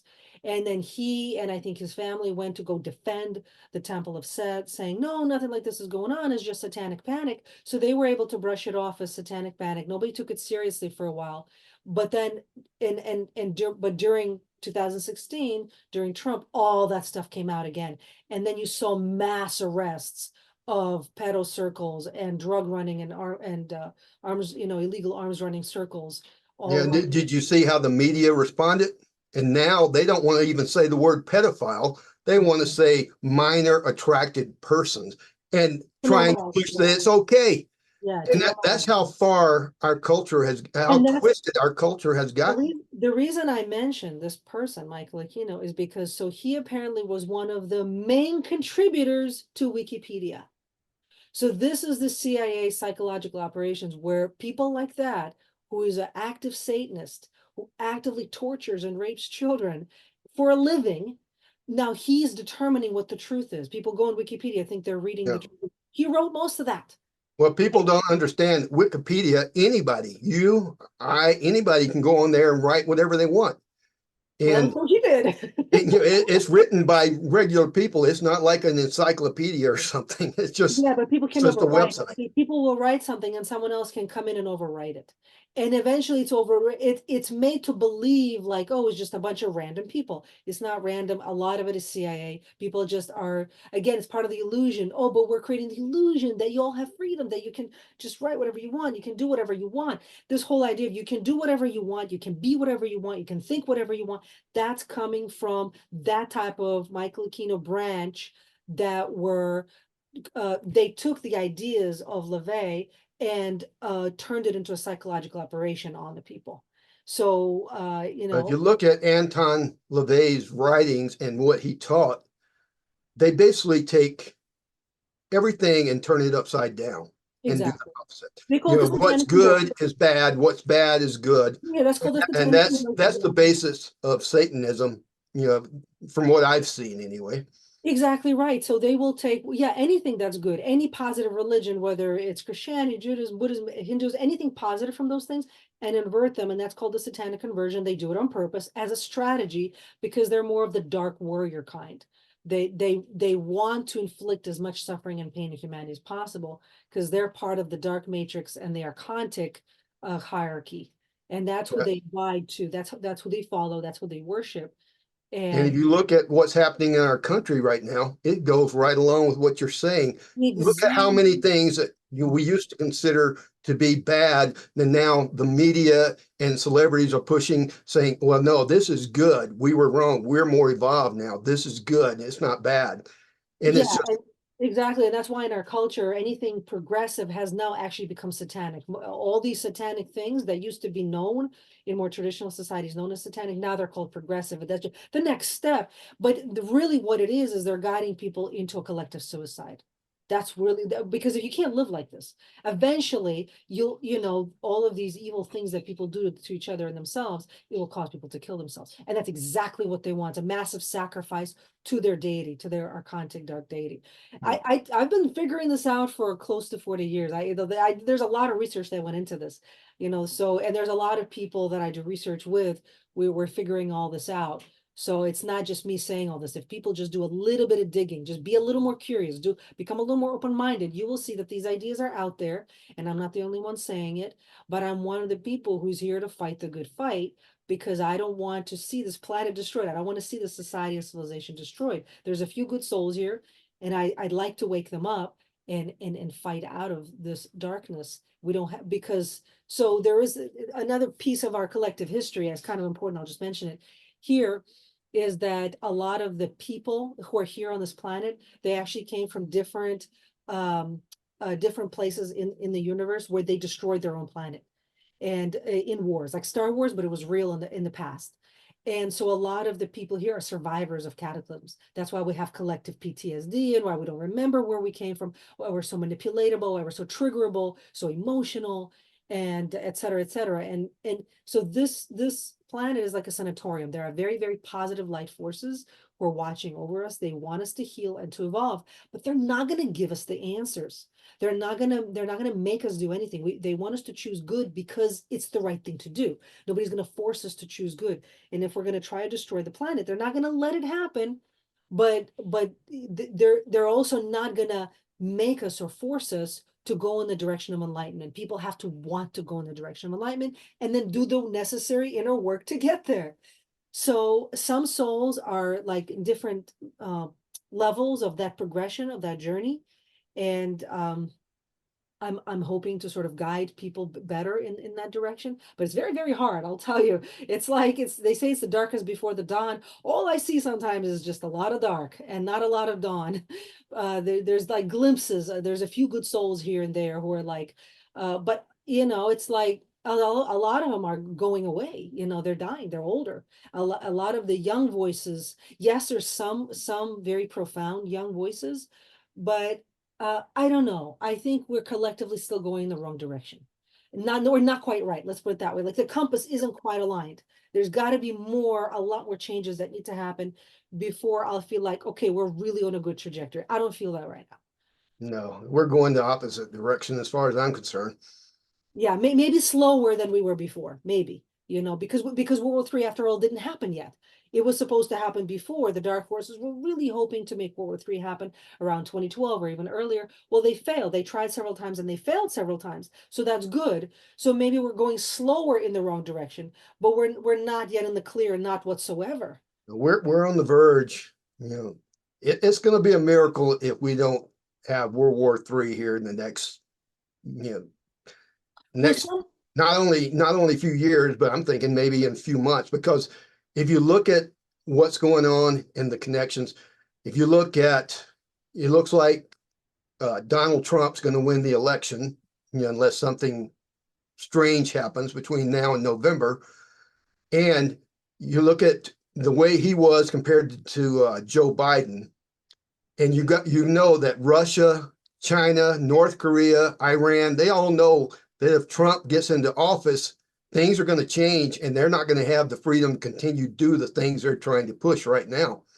So I really look for things to start happening before the November election, because they know if they want to get away with like China attacking Taiwan, Iran attacking Israel, you know, Russia continuing to expand, if they're going to do that stuff, they know it has to be done before the end of the year, because things are going to change in the United States, or at least You the way know, it looks now.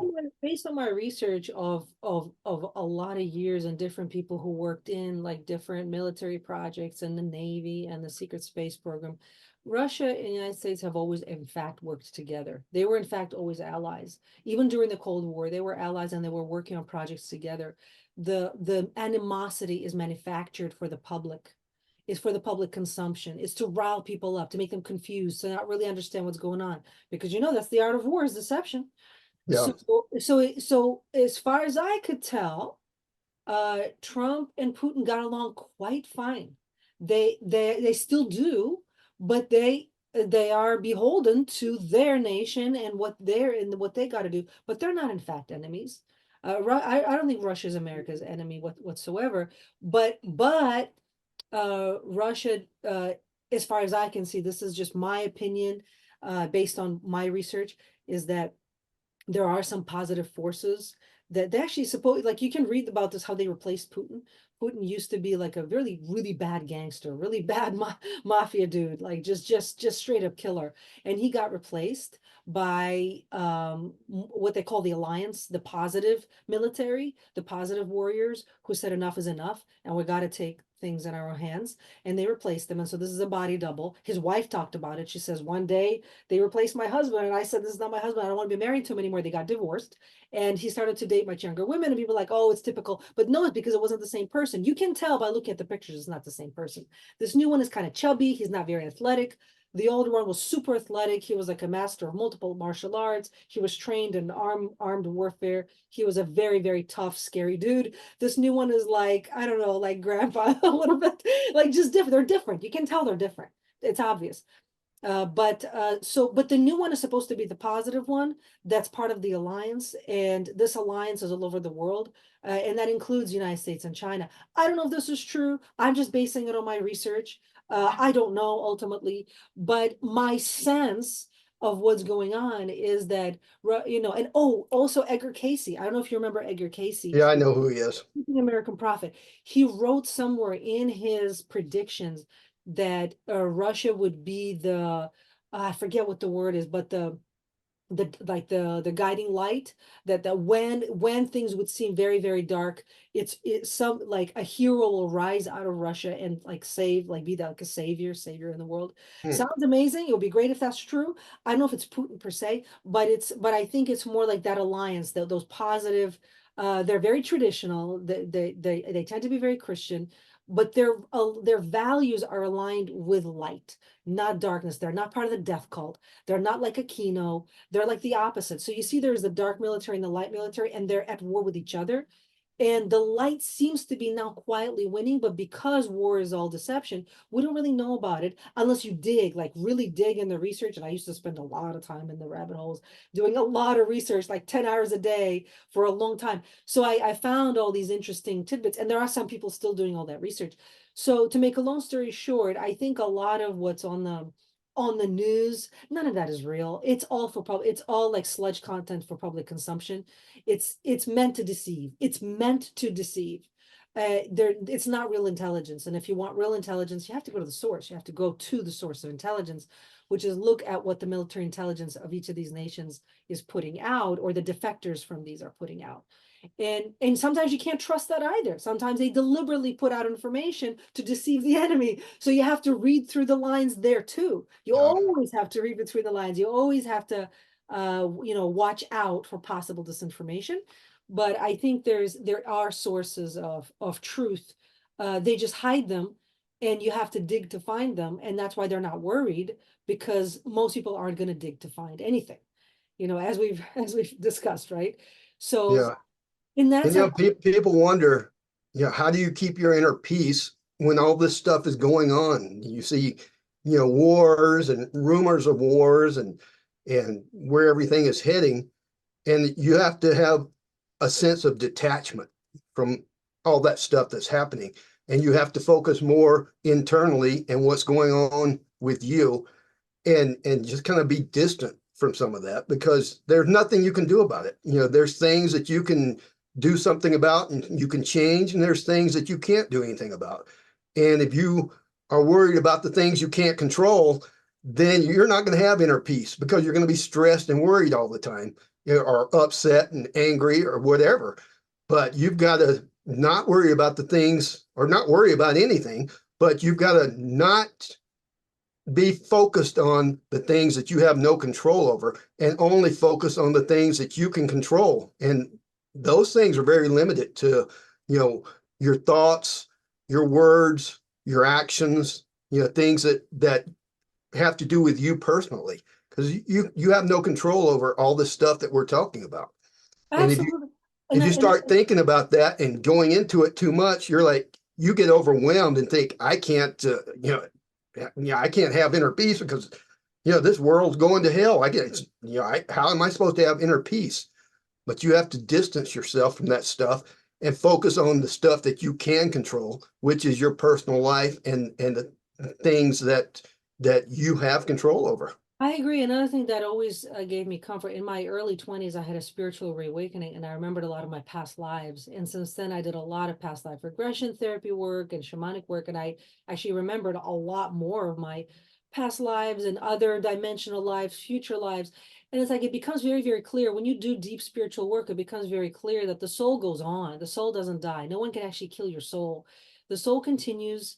And it's like it can give you peace that even if this bodily incarnation doesn't go so well, if you physically die, the soul will find another good place to go. There are positive forces out there that take care of your soul. There's God and the archangels, and you will be guided. Obviously, we're here for a purpose, right? So we want to accomplish something here.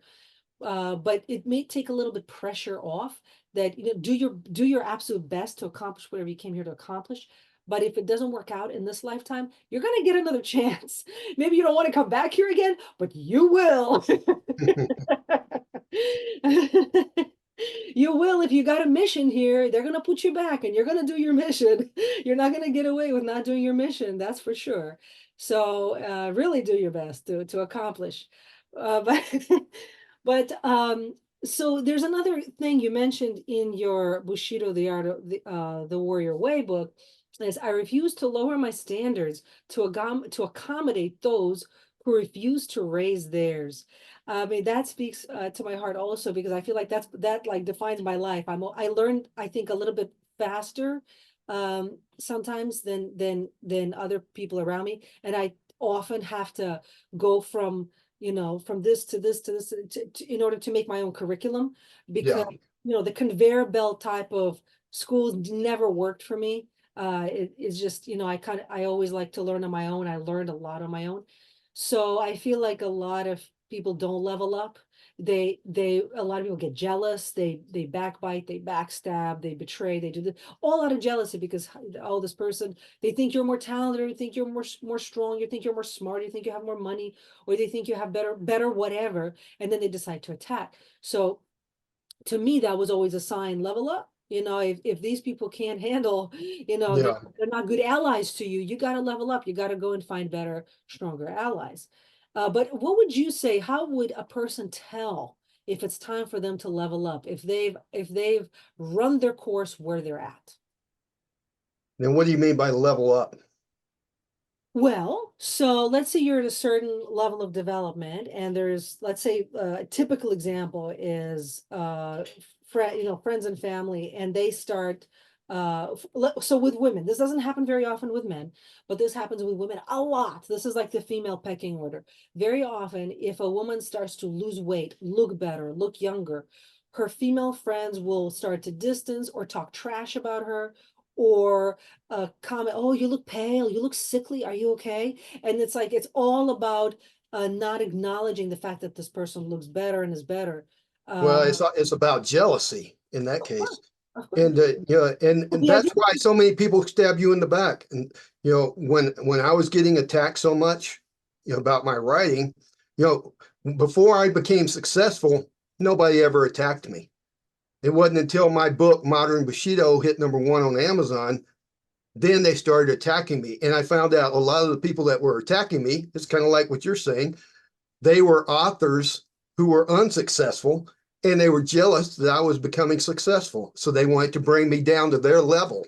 And it's not like what they should have done is see, okay, this guy came out of nowhere and he rose to the top and was very successful. I can do that too. Instead of using it to motivate themselves, they want to drag you back down to their level. well, exactly. So then the solution is, whatever that circle is where people are dragging you down, you got to get out of that circle, go to the next level up, where people are at the level that you've achieved.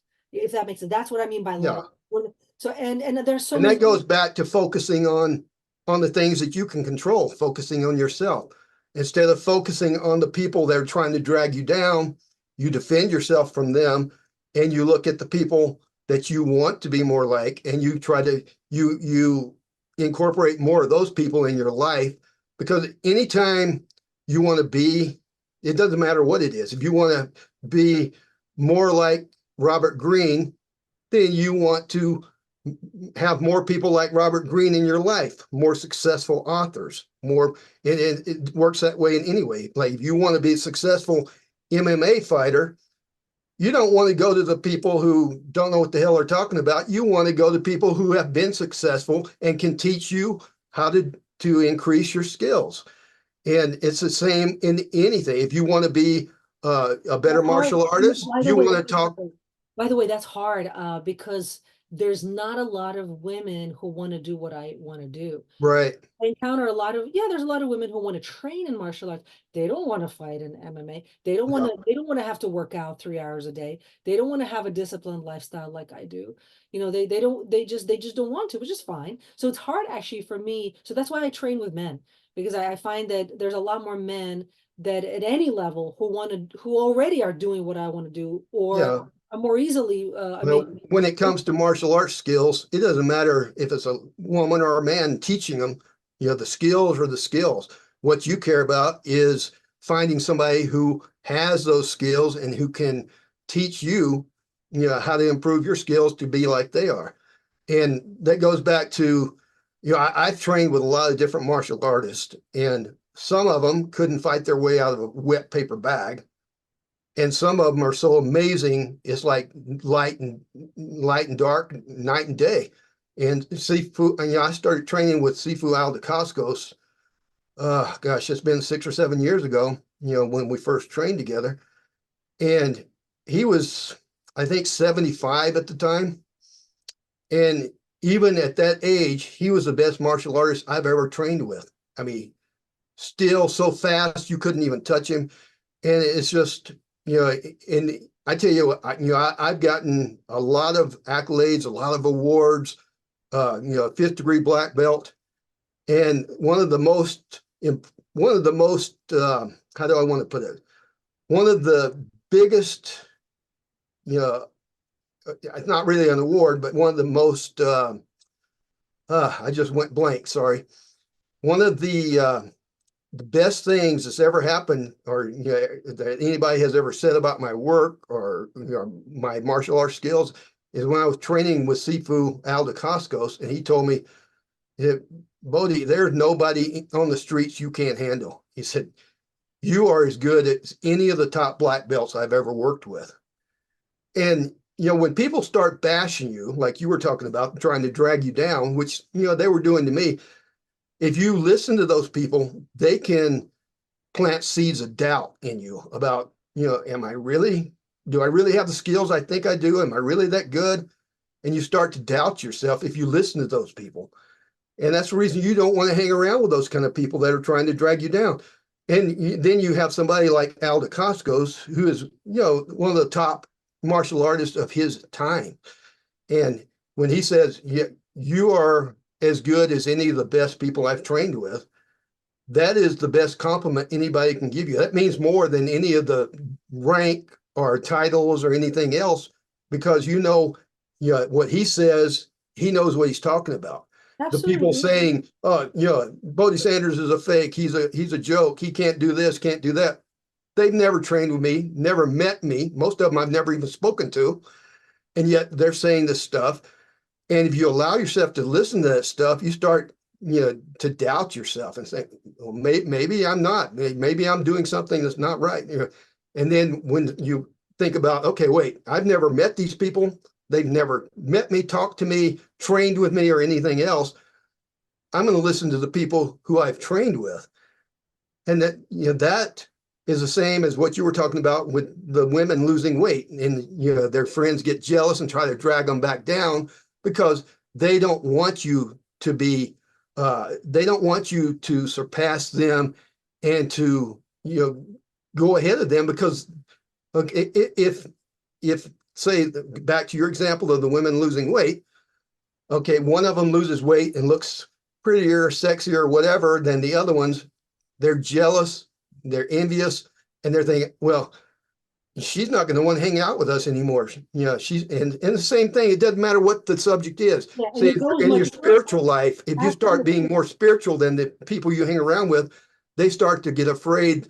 They're not going to want to go party with me anymore. You know, what am I going to do? They're going to With find women somebody else to hang around with. in the female hierarchy, it's like who's going to get the better man. So if she's thinner and smarter and is better looking, she's going to get the better man. And if I have a good man, oh, now she could take my man. It's for a lot of women, it's like that. It's so And what they don't realize is it doesn't have to do with the looks as much as who they are inside. And when you that's look at that, that part. those women are being petty, jealous, envious, which are all negative energies. All negative. And that when men see that, you know, and they got a choice of somebody who is loving, good, you know, good energy compared to somebody who's jealous, snotty. It doesn't matter what they look like. You're going to go with the person who's given the better energy off and who's the better person because, you know, when you get right down to it, that's what matters. And that's what's going to be there for the long term, not your looks. You know, it doesn't matter what you look like. Sooner or later, those looks are going to go fade away, go And away. for a lot of these women, if you told them that, they're not going to believe it. They're still going to focus on the petty shit. But anyway, but what you just said, that like this wisdom, the wise words from your mentor or coach or your sifu is the antidote to all the bullshit, all the trash, Yeah, all the garbage. And that brings us to the point that it's very important to have that kind of person in your life, a coach, a mentor, a teacher. exactly. And you know what I found out? And this was very enlightening too. You know, when I was being attacked by all these scumbags, Sifu Al wrote this letter, put a public letter and put it out on social media, you know, how, you know, because they were saying, yeah, he never worked with Sifu Al. He's, you know, this and that. And he wrote this letter saying, you know, describing my skills and how I was as good as anybody he's worked with and this and that. They started attacking him just like they were doing to me. And I'm like, these people will attack anybody. It doesn't have to do with what you are, who you are. It has to do with them. They are negative energy. They're negative Absolutely. people, I'm just and they're curious. going to attack anybody that Do you they. think they can get away with it? How did he Yeah. respond? How did he respond to that? Say it again. How did he respond to that? Sifu Al, he was shocked because you know he's been he's 82 now, and he's been around for ages. You know, he and Bruce Lee were good friends. When Bruce died, Linda Lee offered all of his stuff to Al. You know, his not only his training gear, his martial arts stuff, but his clothes and everything. You know, Al's son, Mark Dacascos, he's a movie star. He was in John Wick 3. You know, he's done like 40 something movies. And when he was a kid, his playmates were Bruce Lee's kids. And they would go and visit back and forth. And he was like, I can't believe these people are attacking me. And he was just, he said, Bohdi, what are you going to do? What are you going to do about that? And I said, what can I do about it? And I said, they lie. When you're dealing with liars who will go out and attack you and make stuff up out of the blue. I mean, and they did. They attacked my wife, my kids. They made up every lie you could make up about me. And lying is cheap. You can just go and Yeah, anybody can do that. And with the internet, anybody can go on there and bash you, and there's nothing you can do about it. And I just told him, I said, Al, there's nothing we can do about it. We just keep being who we are. And, idiots will believe them, and the people who know better, will continue to follow us. And that's all you can do is continue to be who you are, continue to live with honor, integrity, courage. And if some fool is going to believe the garbage they read on the internet without going and checking it out, then you don't need those kind of people in your life anyway, because they're not intelligent enough to do anything but drag you down. Yeah, and that's the leveling up part. Like if there's a bunch of people who believe the bullshit rather than believe you, yeah, you don't But need Sifu Al's got a lot of his students are celebrities and have done a lot of stuff. And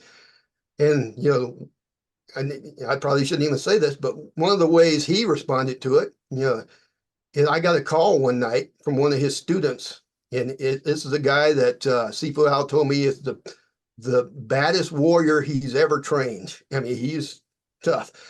And he called me, he said, you know who's doing this to Sifu Al? I said, yeah, same people that are doing it to me. He said, you know who it is? I said, yeah. You know where I can find him? I said, yeah. Here's his address and his phone number.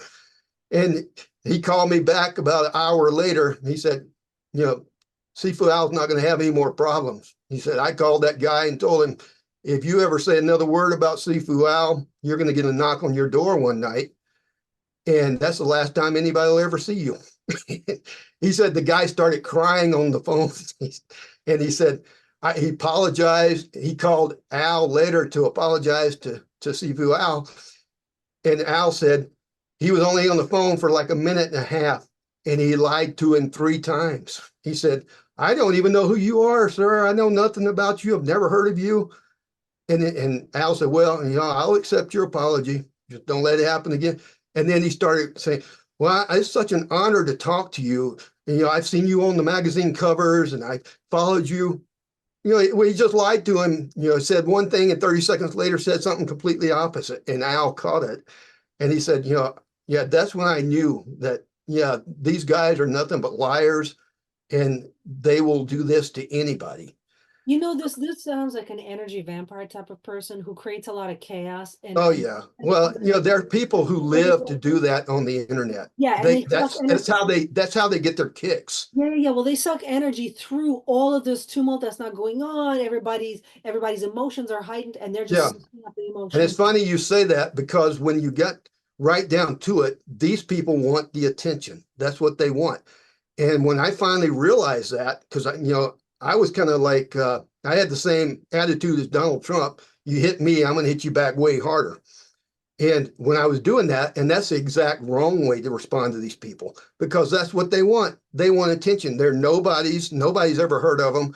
Nobody cares, to read their books or to, listen to them. And the only way they can, they try to get to your level. The only way they can do that is to drag you down to their level because they can't get up there. And if you ignore them and don't respond to them, that's the worst thing you can do to those people, because they want to use your name to get their name out there. They're piggybacking. Yeah, they're piggybacking. Yeah. Oh yeah, I've dealt with people like that too. Yeah. And so I decided, I'm just going to turn this over to God, let him deal with these assholes, and I'm done with them. And when I did, and I talked to you a little bit about that before, it didn't take a couple of weeks and they were gone. God is good. Didn't bother me anymore. Yeah, God takes care, Yeah. But as long as you have a really good relationship with God, with your higher power, and you can then trust and rely on that higher power to handle things. And when I decided to do that, that's when I wrote The Art of Inner Peace. And I thought, okay, I don't know what's going to happen with this book because it's completely different than anything I've written before. And, I've got, quite a few fans out there.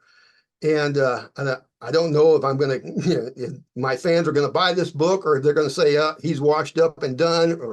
And I said, I don't care. I'm going to write it anyway. And when I did, it's like, boom, it just took off. And people that I thought probably wouldn't be interested in it were like, this is the greatest book I've ever read. I had one reader say, The Art of Inner Peace is the best book I've ever read, except for the Bible. And you don't get much of a better review than that. It's just, I've gotten so many emails saying, this book is life-changing. It's totally changed my life. It's, and over I get the same people, different people saying the same thing. And I thought, well, that's when people say what you write or what you teach is life-changing, it doesn't get any better than that. That's the most rewarding thing you can get is knowing that you're helping people and changing their life for the better. That's right. I completely agree. So you are also a doctor of naturopathic medicine and holistic medicine. So you're not licensed to give medical advice, but No. you know a lot about holistic and naturopathic medicine. Mm-hmm. So as warriors, we get a lot of trauma, physical injuries as well as psychological. You know, a lot of vets and police officers, they've had a lot of PTSD from dealing with seriously evil people. And, Yeah. in teaching psychic self-defense, I actually had clients who were veterans or law enforcement. And so I kind of got a better sense of what the nature of those traumas are. And yeah, I mean, the level of evil, like constantly daily attacked by evil people, it's horrible. You know, like, yeah, they're Yep. tough guys, but like everyone has a limit. And Well, it drains you, and it just sucks the energy out of you. and sometimes it leaves scars, and especially if you've been attacked, physically Yeah. attacked by gangs and groups of people that just want to kill you. Like they really Yeah. have no love for you at all. They just want to kill you. And you have to fight to the death. And so I've had clients have had to do that. And so healing trauma from the past. What are some ways that you've been able to heal your own trauma or helped your students, or what are ways that you know to heal trauma from the past? Uh, yeah, meditation really helps with that. I can tell such a big difference, because, like everybody else, I get busy and then I, slack off on my meditation and my yoga. And I can tell such a difference. It's like night and day from when I'm meditating and when you get too busy and forget about it. And I can tell so much difference in my inner peace, in my stress level, that it's amazing. And if people really knew that, they would meditate. But so many people think, oh, meditation, that's some new age, you know, Asian stuff. I don't want to have anything to do with that. And they won't try it. And or they say, oh, well, I tried to meditate and I can't shut my mind down. It's just a waste of time for me, or I fall asleep, or they have some excuse. But if you will meditate and stay with it until you get it down, it will make such a difference in their life. And there's ways to make it easier too. There's a company called BrainSync, and this lady puts out well, it used to be DVDs, now I guess it's MP3s with guided meditations. But what she does, she records the music on different frequencies, and it balances the different sides of your brain, the different hemispheres of your brain. And you can put that on with somebody who's never meditated before, because I've done it with my students, and have them listen to it. And they go in such a deep meditation that sometimes it's actually scared me, because I'm like, hey, you ready? Are you done? And they're just so deep in the meditation, it's hard to wake them up. You have to, kind of, touch them and shake them and say, hey, we're done. And then, wow, I've never seen anything like that. It's I got into deep meditation, and these are people that's never meditated before in their life. And so those are kind of a shortcut to meditation.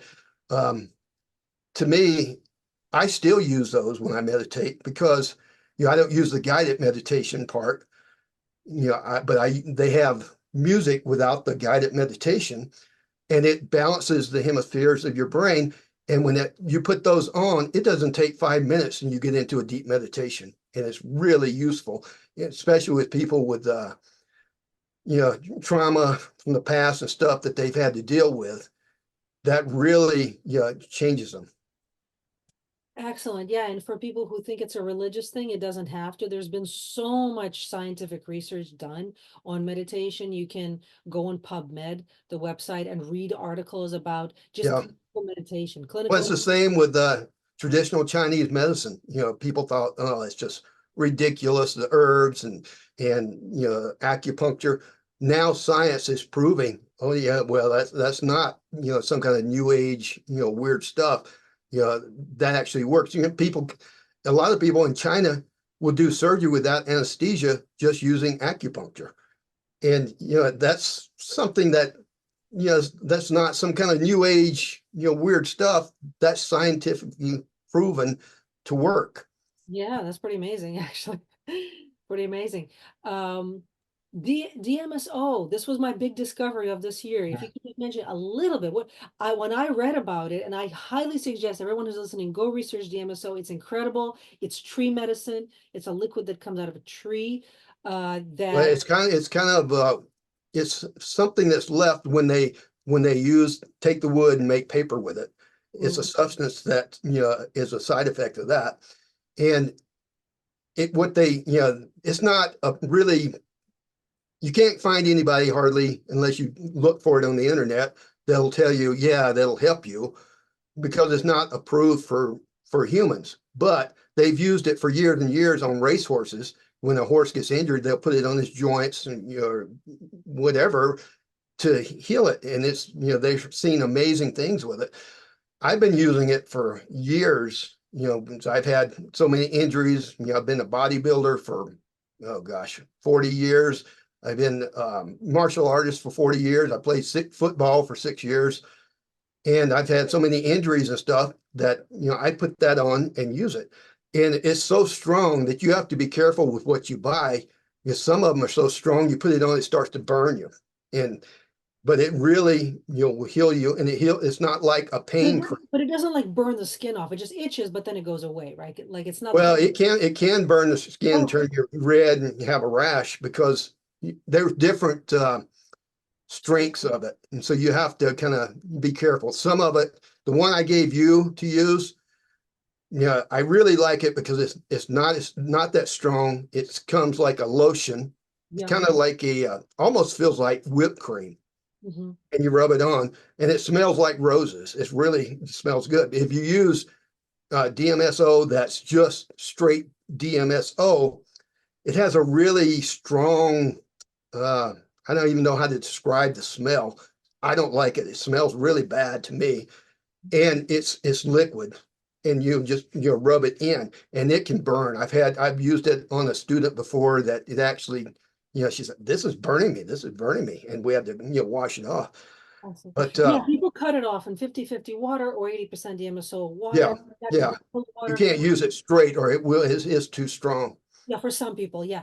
But everything I've researched so far, it mends bones, any kind of physical injuries, it heals it very, very quickly. It's also good for other things like traumatic brain injury and all kinds of other skin, hair, everything. It's like a wonder, miracle thing. That's why we've never heard about it, because the pharmaceutical industry wants to make sure no one's ever heard. When you search, like I searched for it on YouTube, like 2 things popped up. I'm like, but when I searched more, I saw all these interviews from doctors talking about using it in their clinic. So it's legal to use it. It's just, if you just search for it, off the cuff, you'll get, okay, it's something they put on racehorses, and that's about it. You have to go much deeper to find, and it's that way with a lot of things, because people don't understand how powerful the drug industry and the drug companies are. I mean, most of the politicians in Washington are bought off by the drug companies, and they're making, just on the Pfizer shots for COVID.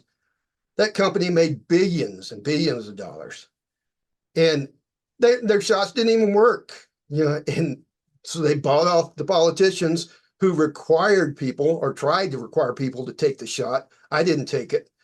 A friend of mine took it. My wife and I didn't take it. And, we all 3 got COVID.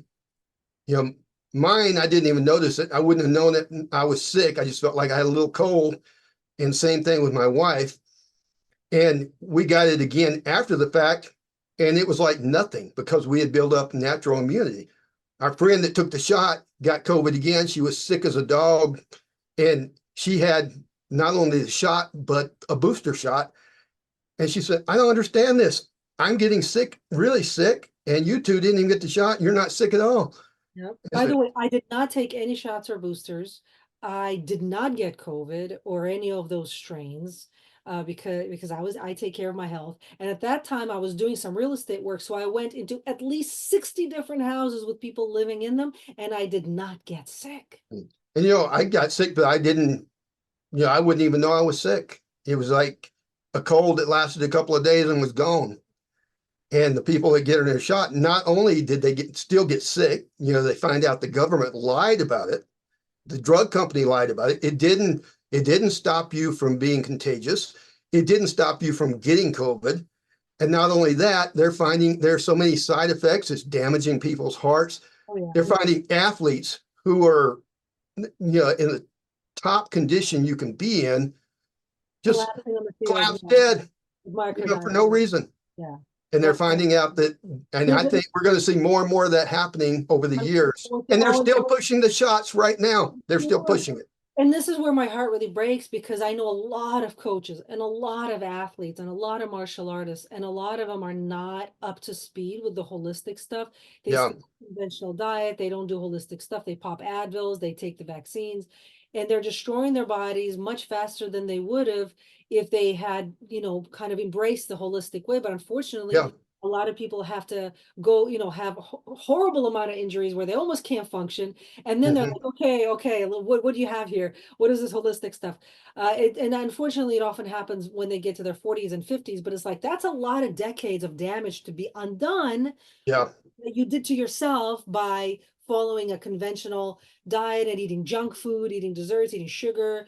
A lot of athletes have gut issues and they don't. yeah. Are training the wrong way too. I mean, you can't just go and start throwing weights around. I mean, there's a correct way and a wrong way to lift weights.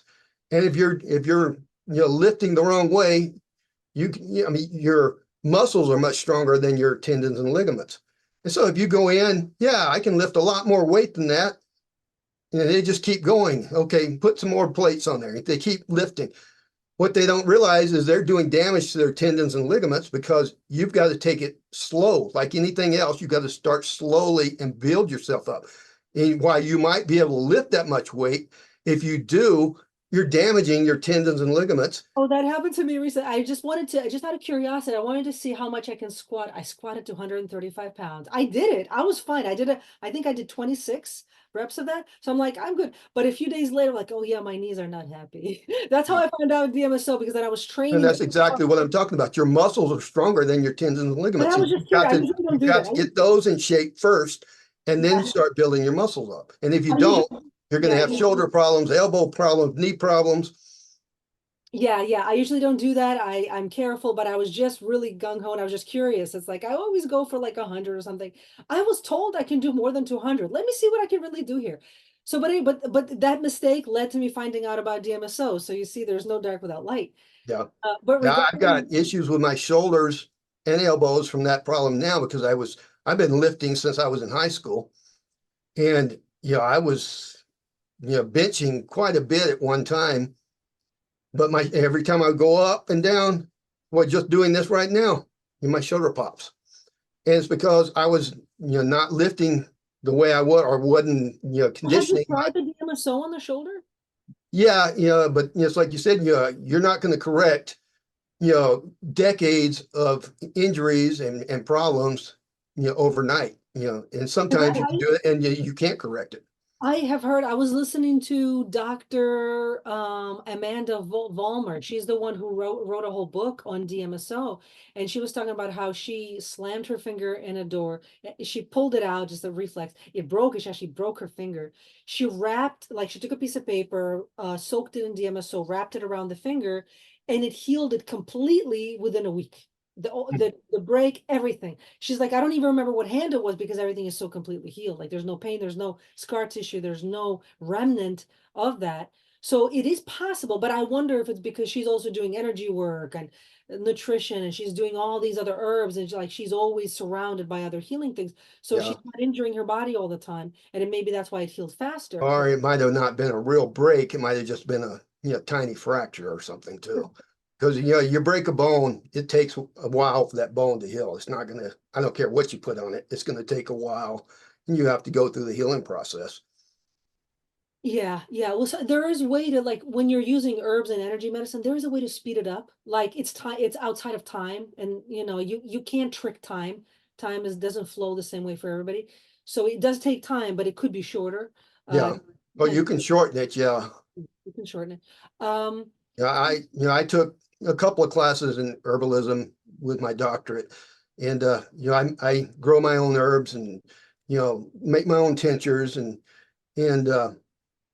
I'm in pretty I went to the doctor last year, and I'm 61 years old, and she was like, because I only have one kidney, and so I went to this kidney doctor, and she said, you are you are more built than 99% of the men your age. And she said that I never see a person your age with this much muscle mass. And I said, well, yeah, I've been, training for a long time. She said, yeah, it's just, nobody your age has got this much muscle mass, almost nobody. Yeah, and it's really good because it protects you into longevity. Then into 80s, 90s, you still have a lot of Yeah. muscle. There's a lot of other And, things. I still, yeah, and that I wasn't training at the time she said that, because I had a couple of hip replacements. I had, emergency brain surgery for a tumor. And so I hadn't been lifting for a while. And she would probably, her eyes would have, popped out of her head. She saw me actually training. And it's just, By the when, way, the doctor, Dr. Amanda Vollmer, she also in her book, she talks about the cancer protocol. It's the DMSO with MSM together. I don't know what the protocol is, but it's in her book. So I don't know if that ever is an issue, but you can check that out. Obviously you have to have really good nutrition for people out there. You can't yeah. eat junk food and be surrounded with EMFs and toxic relationships and think, oh, as long as I just apply DMSO, I'll be fine. No, you actually have to change your lifestyle. And But this before I forget, that brings up a point. If you go to the store, you see that all the junk food is cheaper than the good nutritious food. Think about why that might be. If the drug companies are pushing, are lobbying Congress so much, to push their drugs, you know, why they don't want you eating good nutritious foods. They want you sick. It's the same thing with the medical community. The AMA, they when they first started, they started to discredit homeopathy and chiropractic when they started. And that was the medical doctors. They didn't want these other, these natural healing modalities to come out. And so now all of a sudden you go to the store and you think about, well, why are these, people, if you look at the income and you look at what people are overweight and less healthy, you see that the lower the income, the more overweight people are, the less healthy they are. And it's because you go in the store, you want to buy, good nutritious food. It costs more than the junk I and always think of it, we're paying for it elsewhere, like for example, our tax dollars or through then paying the medical system to cure, but with medication, surgeries. well, they don't want to cure you. If they Of cure course, you, yeah. they lose money. They lose a patient. If you're People cured, think you don't go to the doctor. that people think it's a cure, it isn't, but the point is we're paying for it elsewhere, we're paying it in taxes and in the medical system. So we actually pay a lot more for all of this junk food. And we pay Yeah, the loss of our health and loss of our sanity and loss of life force. But people don't see that because that happens slowly over time. It's yeah. not. And the same thing with a lot of these over-the-counter medicines, like uh, you said, Advil or Motrin. If you do some research on what that does to your kidneys. When they found out, so I didn't know I had one kidney until, oh gosh, I was rear-ended about 5 years ago by a drunk driver, and they had to do a CAT scan. They said, "Do you know you only have one kidney?" I said, "No, I'm, 50 something years old. Nobody ever found out that I only have one kidney." And they said, "Well, you don't need to take any more Advil or Motrin or anything like that because those damage your kidneys." But they shouldn't just be, you shouldn't just get that information if you have one kidney or something. They You were should be born, telling people that, you you were shouldn't take this stuff. you were born with one kidney? Yeah. Oh wow, crazy. Um, so yeah, this also reminds me of I was recently listening to an interview with Georges St. Pierre. He's supposed to be like the greatest of all time in MMA or one of the best.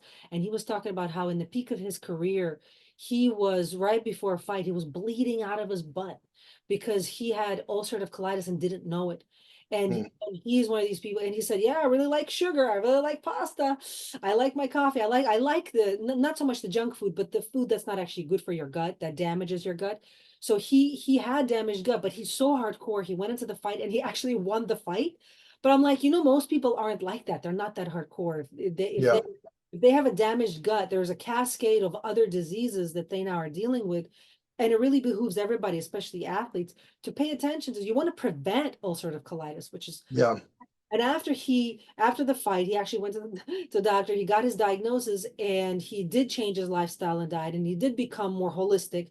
And I think eventually, like if you're a wise person, eventually people find the holistic way, but it's usually a painful, like they got to go through some painful things before they get there. Yeah. Not something you just discover. It's not something you choose. It's like Uh, you have no choice. You go for it. Otherwise, you're gonna die. You know. yeah. Well, talking about sugar, my wife went to the doctor and he said, you shouldn't be eating any sugar. He said, people don't realize sugar is as addictive as heroin is. He said, it is for you, you need to look at sugar like heroin. Don't ever take it. And people don't know this stuff because the sugar lobby paid off Congress, and they I mean, it's all, if you trace stuff back to the origins, you see and you say, wow, how were they able to do something like that? That should have been illegal for them to do it. Oh yeah, I see all these ads from the 20s, 30s, and 40s. They're black and white drawing ads Mhm. where they were able to convince healthy, thin women and kids to get addicted to sugar. There's even cocaine. They were pushing Cocaine was it cigarettes. in Coke? People Yeah, don't realize that. That's where the name Coke came from. that's right. They were pushing cigarettes. They were getting kids to smoke. And people forgot all that. And they're trusting the same medical Yeah. industry now with all the vax that pushed all that stuff. And it's like Mhm. people have short memories. They don't realize that it's the same beast that they're now entrusting their health to. Yeah. In the 1960s, the vast majority of the doctors smoked.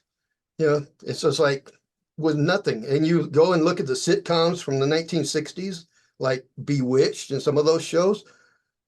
The first thing they come home, they get a drink and they have a smoke. I mean, it's just, and it's like it was just part of the lifestyle.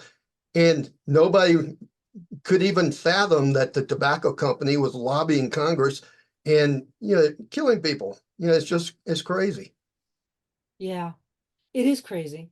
And And then, then in the 1930s, when before the 19, I think it was 33 or something, marijuana was legal in the country.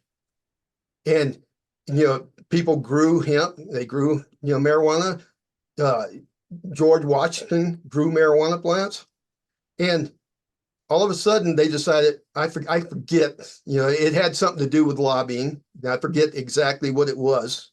Uh, but they decided to outlaw marijuana because of whatever they wanted to I think push. it was competing with the petroleum industry because it was so hemp was so much better for so many things. Yeah, Food, I don't remember, but the government put out this movie, and I don't remember the name of it, but I watched it because it was on cable one day. And I thought, oh, I recognized the title of it, so I thought, okay, I'm gonna watch to see what this was. Most ridiculous thing you could imagine. This guy would smoke marijuana and go nuts and jump out a second story window and stuff, which is not based in reality whatsoever. that's CIA propaganda. So from Yeah, what I learned, so there was a few years ago when CBD and marijuana and hemp started to be really, really pushed. And whenever there's a big push or a big or like a big trend, I'm cautious. I don't jump on yeah, anything. I'm like, let me wait and see. Let me see what's going on. So I didn't see anything bad going on, but I'm just very suspicious of trends in general because yeah. I'm so tuned to the CIA psyops. But a client of mine who was recovering from cancer, he swore by CBD that he was taking because he had really bad neuropathy from the chemotherapy. He says this is the only thing that eliminates the pain. Nothing. I tried all these other things, pharmaceuticals even, and other natural things. Nothing else gets rid of the pain, but CBD works quickly and effectively and in small doses. And I was Well, like, and also, you know, cannabis is the best stuff you can get for nausea. I mean, that's why it's used with so many cancer patients.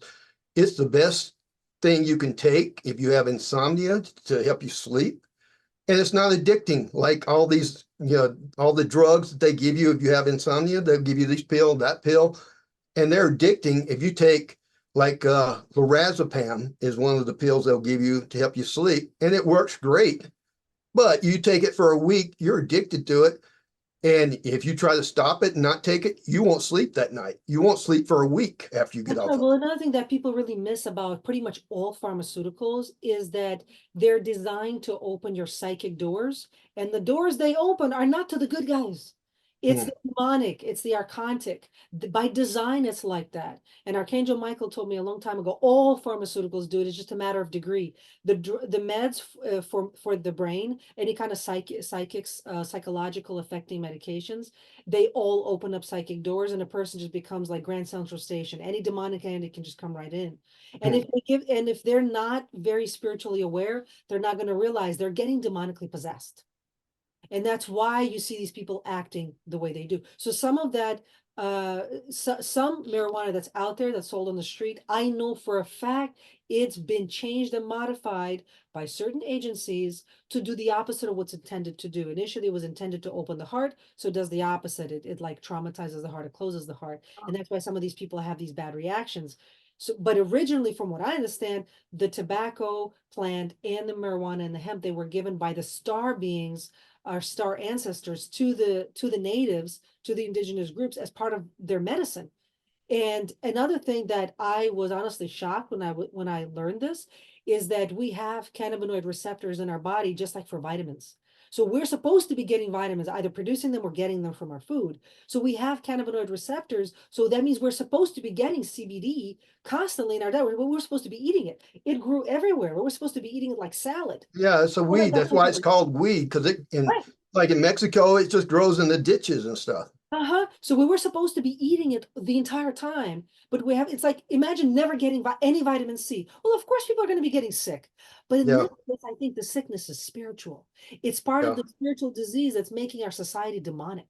And see, people don't realize, you know, like the marijuana companies or whoever's growing it to sell it, they just, they trim it, they throw all the leaves away.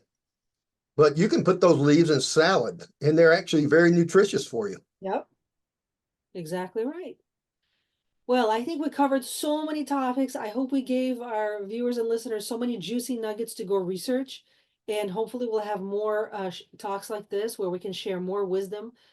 Any last minute like advice, what I would love for you to is address like the young people who are just figuring it out and they're lost and they're confused and they're like, Warrior, that kind of sounds scary, maybe kind of interesting. What advice can you give a young person who's like in this crazy world right now? Get my books. Good. No, I they've got to unplug. I mean, they are being programmed with all the stuff like the social media, TikTok, what they watch in the movies. People don't realize that Hollywood's not just putting movies out for entertainment. They are propaganda. They're pushing you to believe certain things. I mean, if you look at the themes of whatever's, popular at the time, they're putting the same thing in every movie. And it's to influence you to think a certain way. It's not just for entertainment. Yeah, movies are entertainment, but they are also slipping stuff in the back door to get in the back of your mind without you knowing it. So you can't mentally say, yeah, no, I don't believe that, because they're sliding it in so slick and under the cover that you don't even notice they're putting these thoughts in your head until you start to think, yeah, that does make sense to me. And I don't know why I believe it, but I do. It's because you have been programmed. You're getting those thoughts, through your songs, your music, your movies, your television shows, and you've looked, the same people are producing all of those things, and they're doing it on purpose. You've got to unplug. You've got to start reading instead of getting all your entertainment through your electronics, your TV, your movies, your music. Start reading good books and start doing research for yourself instead of believing what other people are telling you to believe. Absolutely. Even, I occasionally see these articles that talk about how the military industrial complex, all the ways they've influenced very specific movies. Like literally there were conversations ongoing, put this dialogue in, take this out, this image, this logo, like they really designed some of these movies to be a certain way because they want to guide the population in a certain mental But direction. yeah, and if you look, even the commercials, Yeah. I mean, even now, you can see, what they want to push. Right now the commercials are really pushing mixed race marriages, which I have nothing against. You can date or marry whoever you want. I couldn't care less. But you're seeing them shove it down people's throats now. Just pay attention to how many commercials, and they always have a mixed race couple in them, I in know. almost every one. Yeah, I know what you're saying. I noticed it as well. It's like before it wasn't allowed at all, and now if you're not doing it, you're bad, wrong, and evil. Yeah, almost every commercial has it. Did I just choose? Why And do you I? know, it doesn't matter to me. I'm not racist. I don't care, who you date or who you marry or whatever, but I don't like anything shoved down my throat. Exactly. I don't like agendas being perpetrated, Right. and it's all, there's some other backhanded agenda to it. That's Yeah. It's not, whenever they're portraying something, there's layers to it, and there's some Mhm. other agenda that has nothing to do with that. And so you got to Yeah. see the lines, and ultimately it's so one thing I noticed is whenever the controllers, whenever they say they are for something and supporting something, that means they want to destroy it. When they Yeah. say they're against something, it means they want more of it. So war on drugs means more drugs. They want more drugs. If they say they want to support women, that means they want to destroy women, which they are effectively doing with, basically making women like men in skirts, or feminizing, or now they're turning everyone into transgender. They're eliminating gender entirely. So And they've been pushing that like crazy. And yeah, it's been damaging kids because yeah. they're once you have that surgery, and there's been a lot of people come out, a lot of transgender people come out and say, oh yeah, I didn't really know what I was getting into, and they pushed me and told me I needed this surgery, and I got it. And now it's a big business of undoing the transgender surgeries to transfer them back to Well, then you either man can. or woman, whatever they were. See, that's the And thing. That's they're the thing. trying to suppress that information. They don't want that to come out. Okay. So it's a destruction of society. That's what I was saying. Destruction of the innocence. If Yeah. you read in the Bible, the destruction of the innocence, where I believe it's King Herod, he got a prophecy that there would be this Messiah, Hmm. born as a baby. So he's like, okay, kill all the babies, and it's like they're doing that now, that with abortion, with transgender, with all these things, Yeah. because they know that there's very powerful light beings who are going to be born here, who are going to steer Yeah. society in their direction. And So they're trying to stop it. I couldn't care less what any adult does, if he's gay, transgender, mixed race marriage, you know, I don't care what anybody does as long as they're not hurting somebody else. And they're not just having this for adults anymore. They're pushing all this stuff on kids. That's And right. when you But do that, you are hurting other people. absolutely. Well, if they Even kindergartners, they want to push this in kindergarten. they And are, they're that's doing just it. Yeah, idiotic. they're doing it. And so if they are literally intending to do the opposite of what they say, if they're saying they're pro racial integration, that means they want the opposite. They want a race war. So just watch out.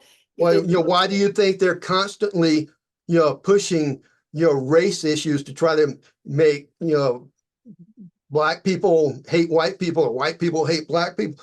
They're actively pushing that stuff in their movies, the music, your commercials. I that's mean, right. not so much the commercials, but the music and movies and the media are pushing it, and they're constantly trying to. And you know why?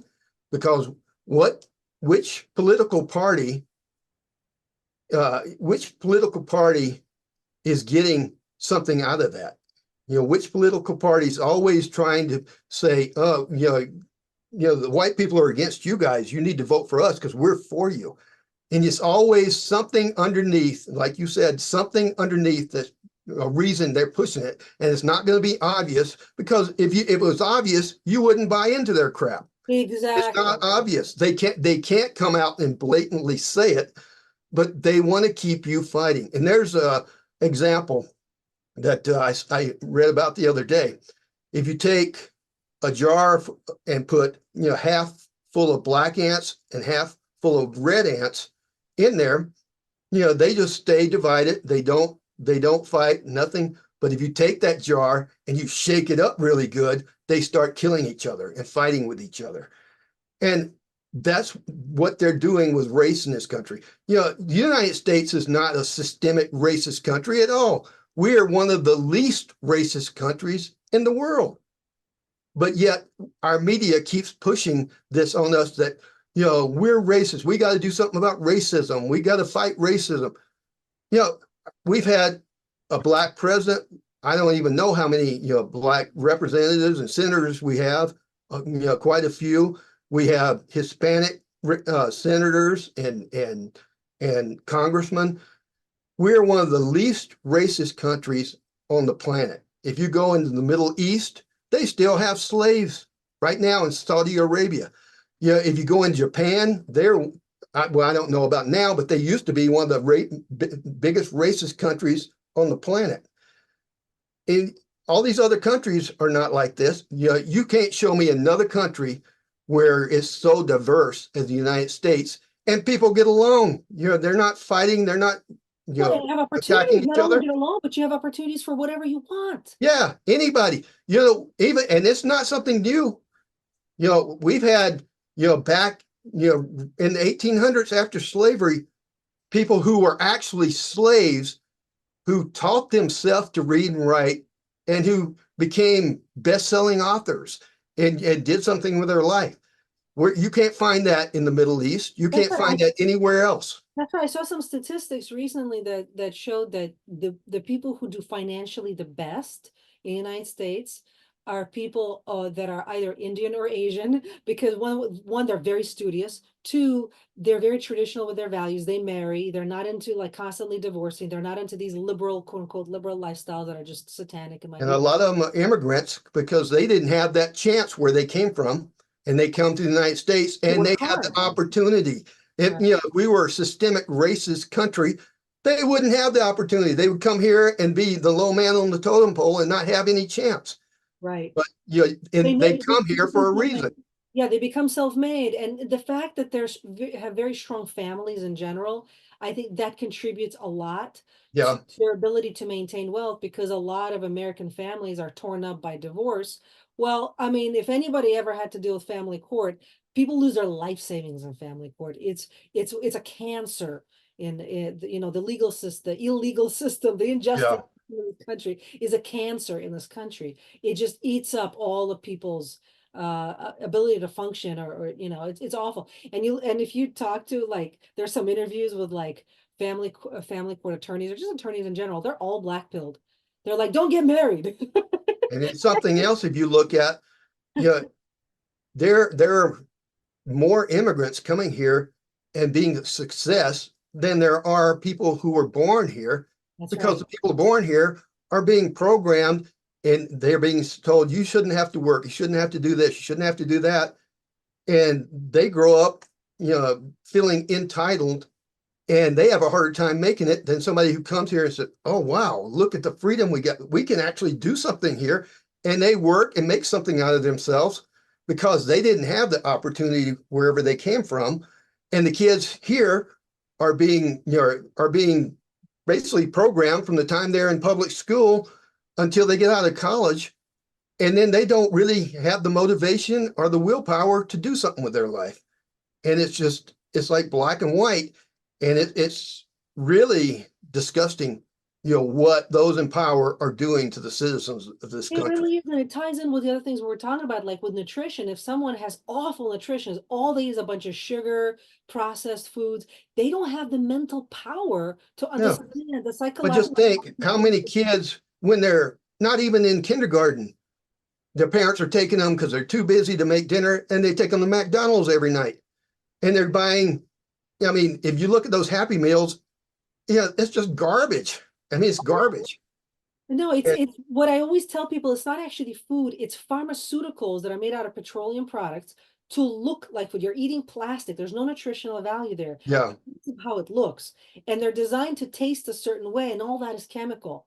And yeah, how many people know that and eat that shit anyway? And I'm like, it's born to be addicting. absolutely. I'm like, you know And what? You're going to get the lifestyle you deserve. You're going to get the degenerative disease you deserve. You're going to get the president you deserve. You're going to get, if I tell you what the truth is and you still act to do the demonic thing when I told you what the right thing is, you're going to get what you deserve. And I'm not going to be there. I don't want to see that. I'm not going to be yeah, part. that's it's interesting we brought this up because the book I just finished writing on Musashi's 21 principles. One of them is don't be guided by, the taste of good food. And so I expand on these in the book. And I said, that even that was 400 years ago. I said, that really applies to us today because most people, if they've had any education at all, they know the difference in nutritious food and junk food. They know what they should be eating, but they're letting their life be guided by the taste. And he called it good food. It's actually garbage food. And they're letting themselves be guided by the taste of it instead of choosing their food for what's nutritious or what my body needs. And that's why we're having so many diseases. So many, people are fat and out of shape. I mean, obesity is a major problem today in the United States. And it's just because we're being, they're pushing junk food and garbage on our kids. Anything that tastes good, well, you can make anything taste good with the right chemicals and stuff. It doesn't mean it's good for you. And it's amazing how many principles out of the Decade that apply to us today. And it was written 400 years ago by a guy who, was a loner. He didn't have a family. He turned his back on being a samurai, became a Ronin, and he lived his last 2 years in a cave writing, the Decade. Well, I wish I And had his life. I want to be in a cave writing my book. so it's just crazy the things we're doing, and it goes against common sense. It goes against everything. But you say somebody puts a pie in front of you, you're going to eat a piece because you like the pie. You don't think about it's Not nothing me. but sugar. Yeah, exactly. Not me, but most people, yes. I know people that don't even like they'll take three, four, they'll eat the entire pie. They'll eat two and not even like think about it. And I don't eat desserts at all. I haven't in a long, long, long time, many years. I haven't eaten in restaurants for over 10 years. Like I said, I have a very, very disciplined lifestyle. Most people couldn't do what Yeah, I and do. it's somebody like you that don't eat desserts, if you got a piece of pie and ate it today, you wouldn't be able to finish a piece because it tastes so sweet that it just like hurts your teeth. It's not good anymore. Yeah, yeah, that's right. But what people don't realize, why is this so important? Like, I promise you listeners, we're not trying to torture you and take away tasty food from you. It's the difference is this, like I've seen all these videos of MMA fighters breaking, like they're breaking bones. They'll go to hit somebody and they break their own bone. They break their own body against their opponent. Yeah. And why does that happen? So recently I was reading this book. I forget now the name of the author, but he wrote a series of books, and one of them is on like how to improve your sleep. So he talks about how when he was in high school he was running track, and as he was running his hip bone came out of his socket like what. And it's like, yeah, I was eating a lot of junk food at that time because my family, we were not wealthy, we were kind of poor actually.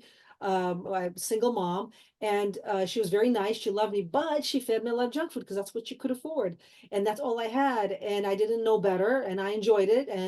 And so he had a lot of health problems, a lot of health problems, and including these constant injuries.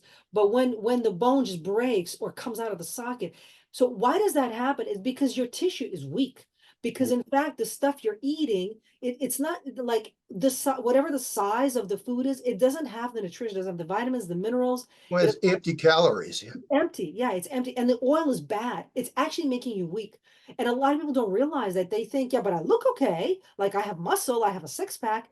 Yeah, but it's not strong. Your heart is weak. And Yeah. that's why when it's pressure tested, you break. Whereas if Mhm. you take somebody who ate very, very nutritious food, they're not going to break like that. Their body doesn't break like that. Yeah. Well, it's just like, in this society, almost everybody is addicted to sugar and they don't realize it. You know, I quit drinking, pops a long time ago. And every once in a while I'll be eating pizza and I'll think, yeah, Coke would hit the spot. And I'll get a Coke, I take a swallow, and I'm like, oh my God, how did I drink this? This is like drinking syrup. It's just, and that's basically what it is. You don't realize half of that can of Coke is nothing but sugar. Half a can. I wouldn't even reintroduce it. Don't even go there. Oh, Yeah, well, I don't. why poke a tiger? As the saying goes, don't poke a tiger. Yeah. Uh, so Yes, nutrition is very, very important. But so your body becomes weak, but also your brain. You literally can't grow the brain cells necessary to develop the IQ and the understanding of what's going on with you.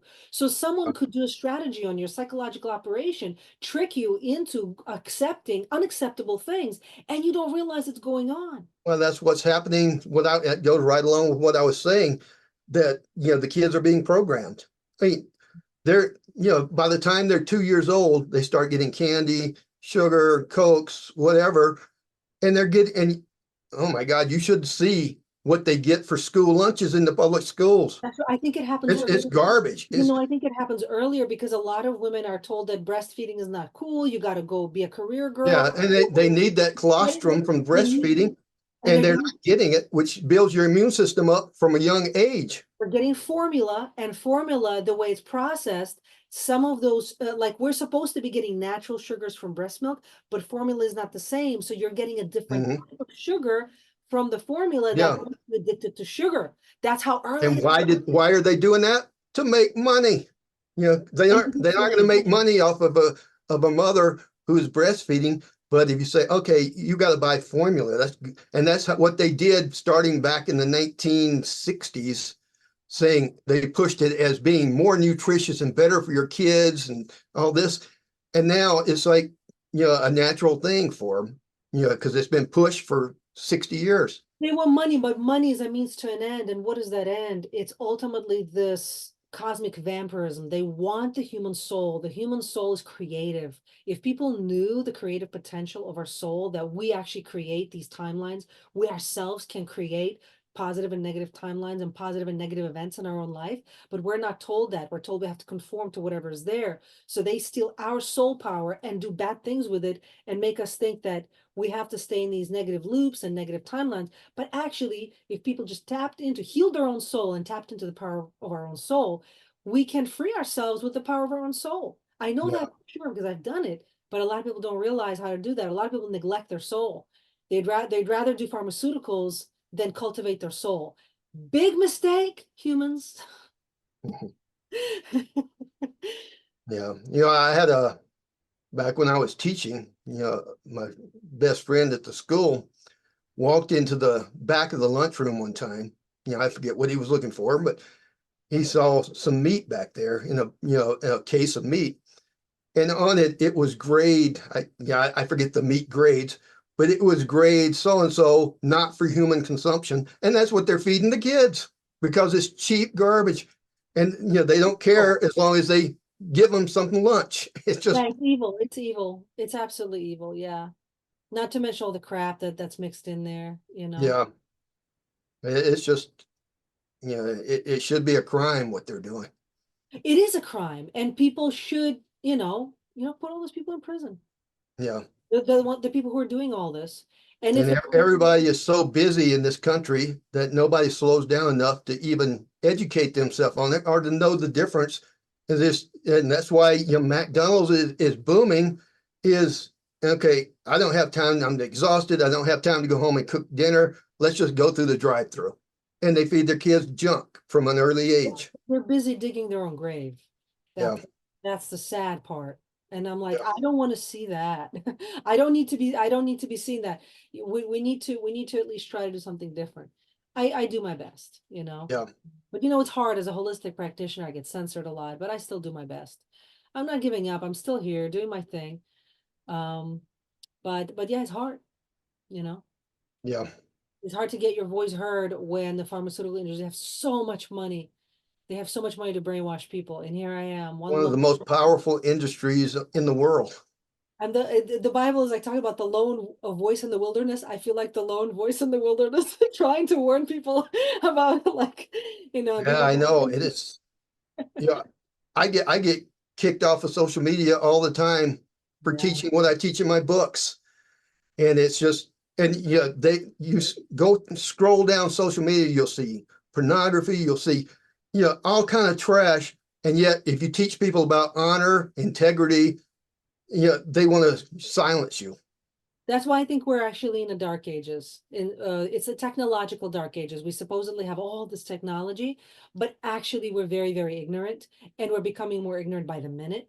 So Yeah. technological dark age. And right now, unfortunately, I'm not against technology, but I think the way technology is being used right now in general is to dumb us down and actually make us devoid of our humanity, which is our greatest asset, being human. Well, it started in the 60s. It probably started way before that.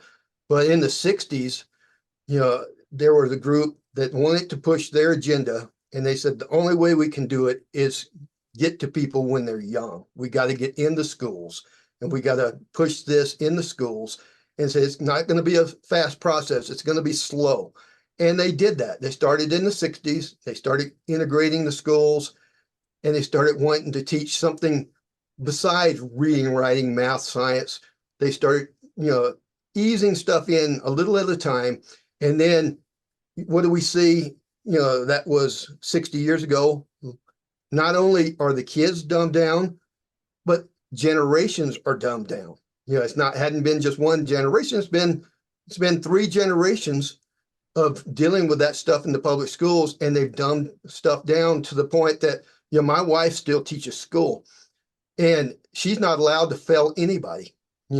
If you fail a student now, it reflects on you as a teacher, and you get written up for failing a student instead of passing them.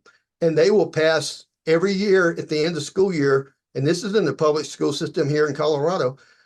They will go down the list. Oh, this person's failing. This person's failing. All right, you got to bring them in and do whatever you got to do to get them up to a D. So our test scores and our graduation rate doesn't look bad to the government, and we get more money out of it. It's all about money. It ends up going back to money every time. When you trace this stuff back, somebody is making a killing on it every time. That's right. It's all about, maintaining the illusion so that they can make the money. Yeah. It And so well, and that's what they want. Okay, the government says we have to have these standardized test scores. How do we do it? And that's one of the reasons I quit teaching at my school. We had meetings almost weekly on how to increase the test scores. It wasn't about how to educate the kids or how to get better math scores or better writing scores. It was about how to increase the standardized test scores so the government wouldn't be on their back. And it all goes back to the government. If you trace it back, somehow it connects to the government. that's right. I saw some statistics somewhere. I don't know if it's true that about 50% of all the kids in the country are actually now being homeschooled. 50 is a high I number. don't think it's 50%, but I taught at a Because charter school. it's because of the other states, like a lot of liberal states, obviously the blue states, they they don't do Yeah. that. There are some homeschoolers here. I totally would recommend anybody homeschooling their kids if they have the education to do it and they have the time and the money to do it. But see, when you got two parents who are struggling to make money. Yeah, it's very hard. It's very Yeah. hard. But I'll be completely But honest with you, if you take an average person, no special IQ or knowledge, and just give them a course, like a homeschooling course to follow, I think they would do a better, as long as they love their kids and they want the best for their kids, they would do a better job than the public schools. I can almost guarantee Ariel, you. I'm going to have to end the conversation here because I've got somebody at the door banging on the All door. right. Well, thank you so But much. I think we went 3.5 hours, so that's pretty good anyway. About three. But thank you so much. It was a pleasure to have you on. I Thank know. you. So have an amazing rest of your week, and I'll talk to you again later. All right. Thank you. Bye. Bye.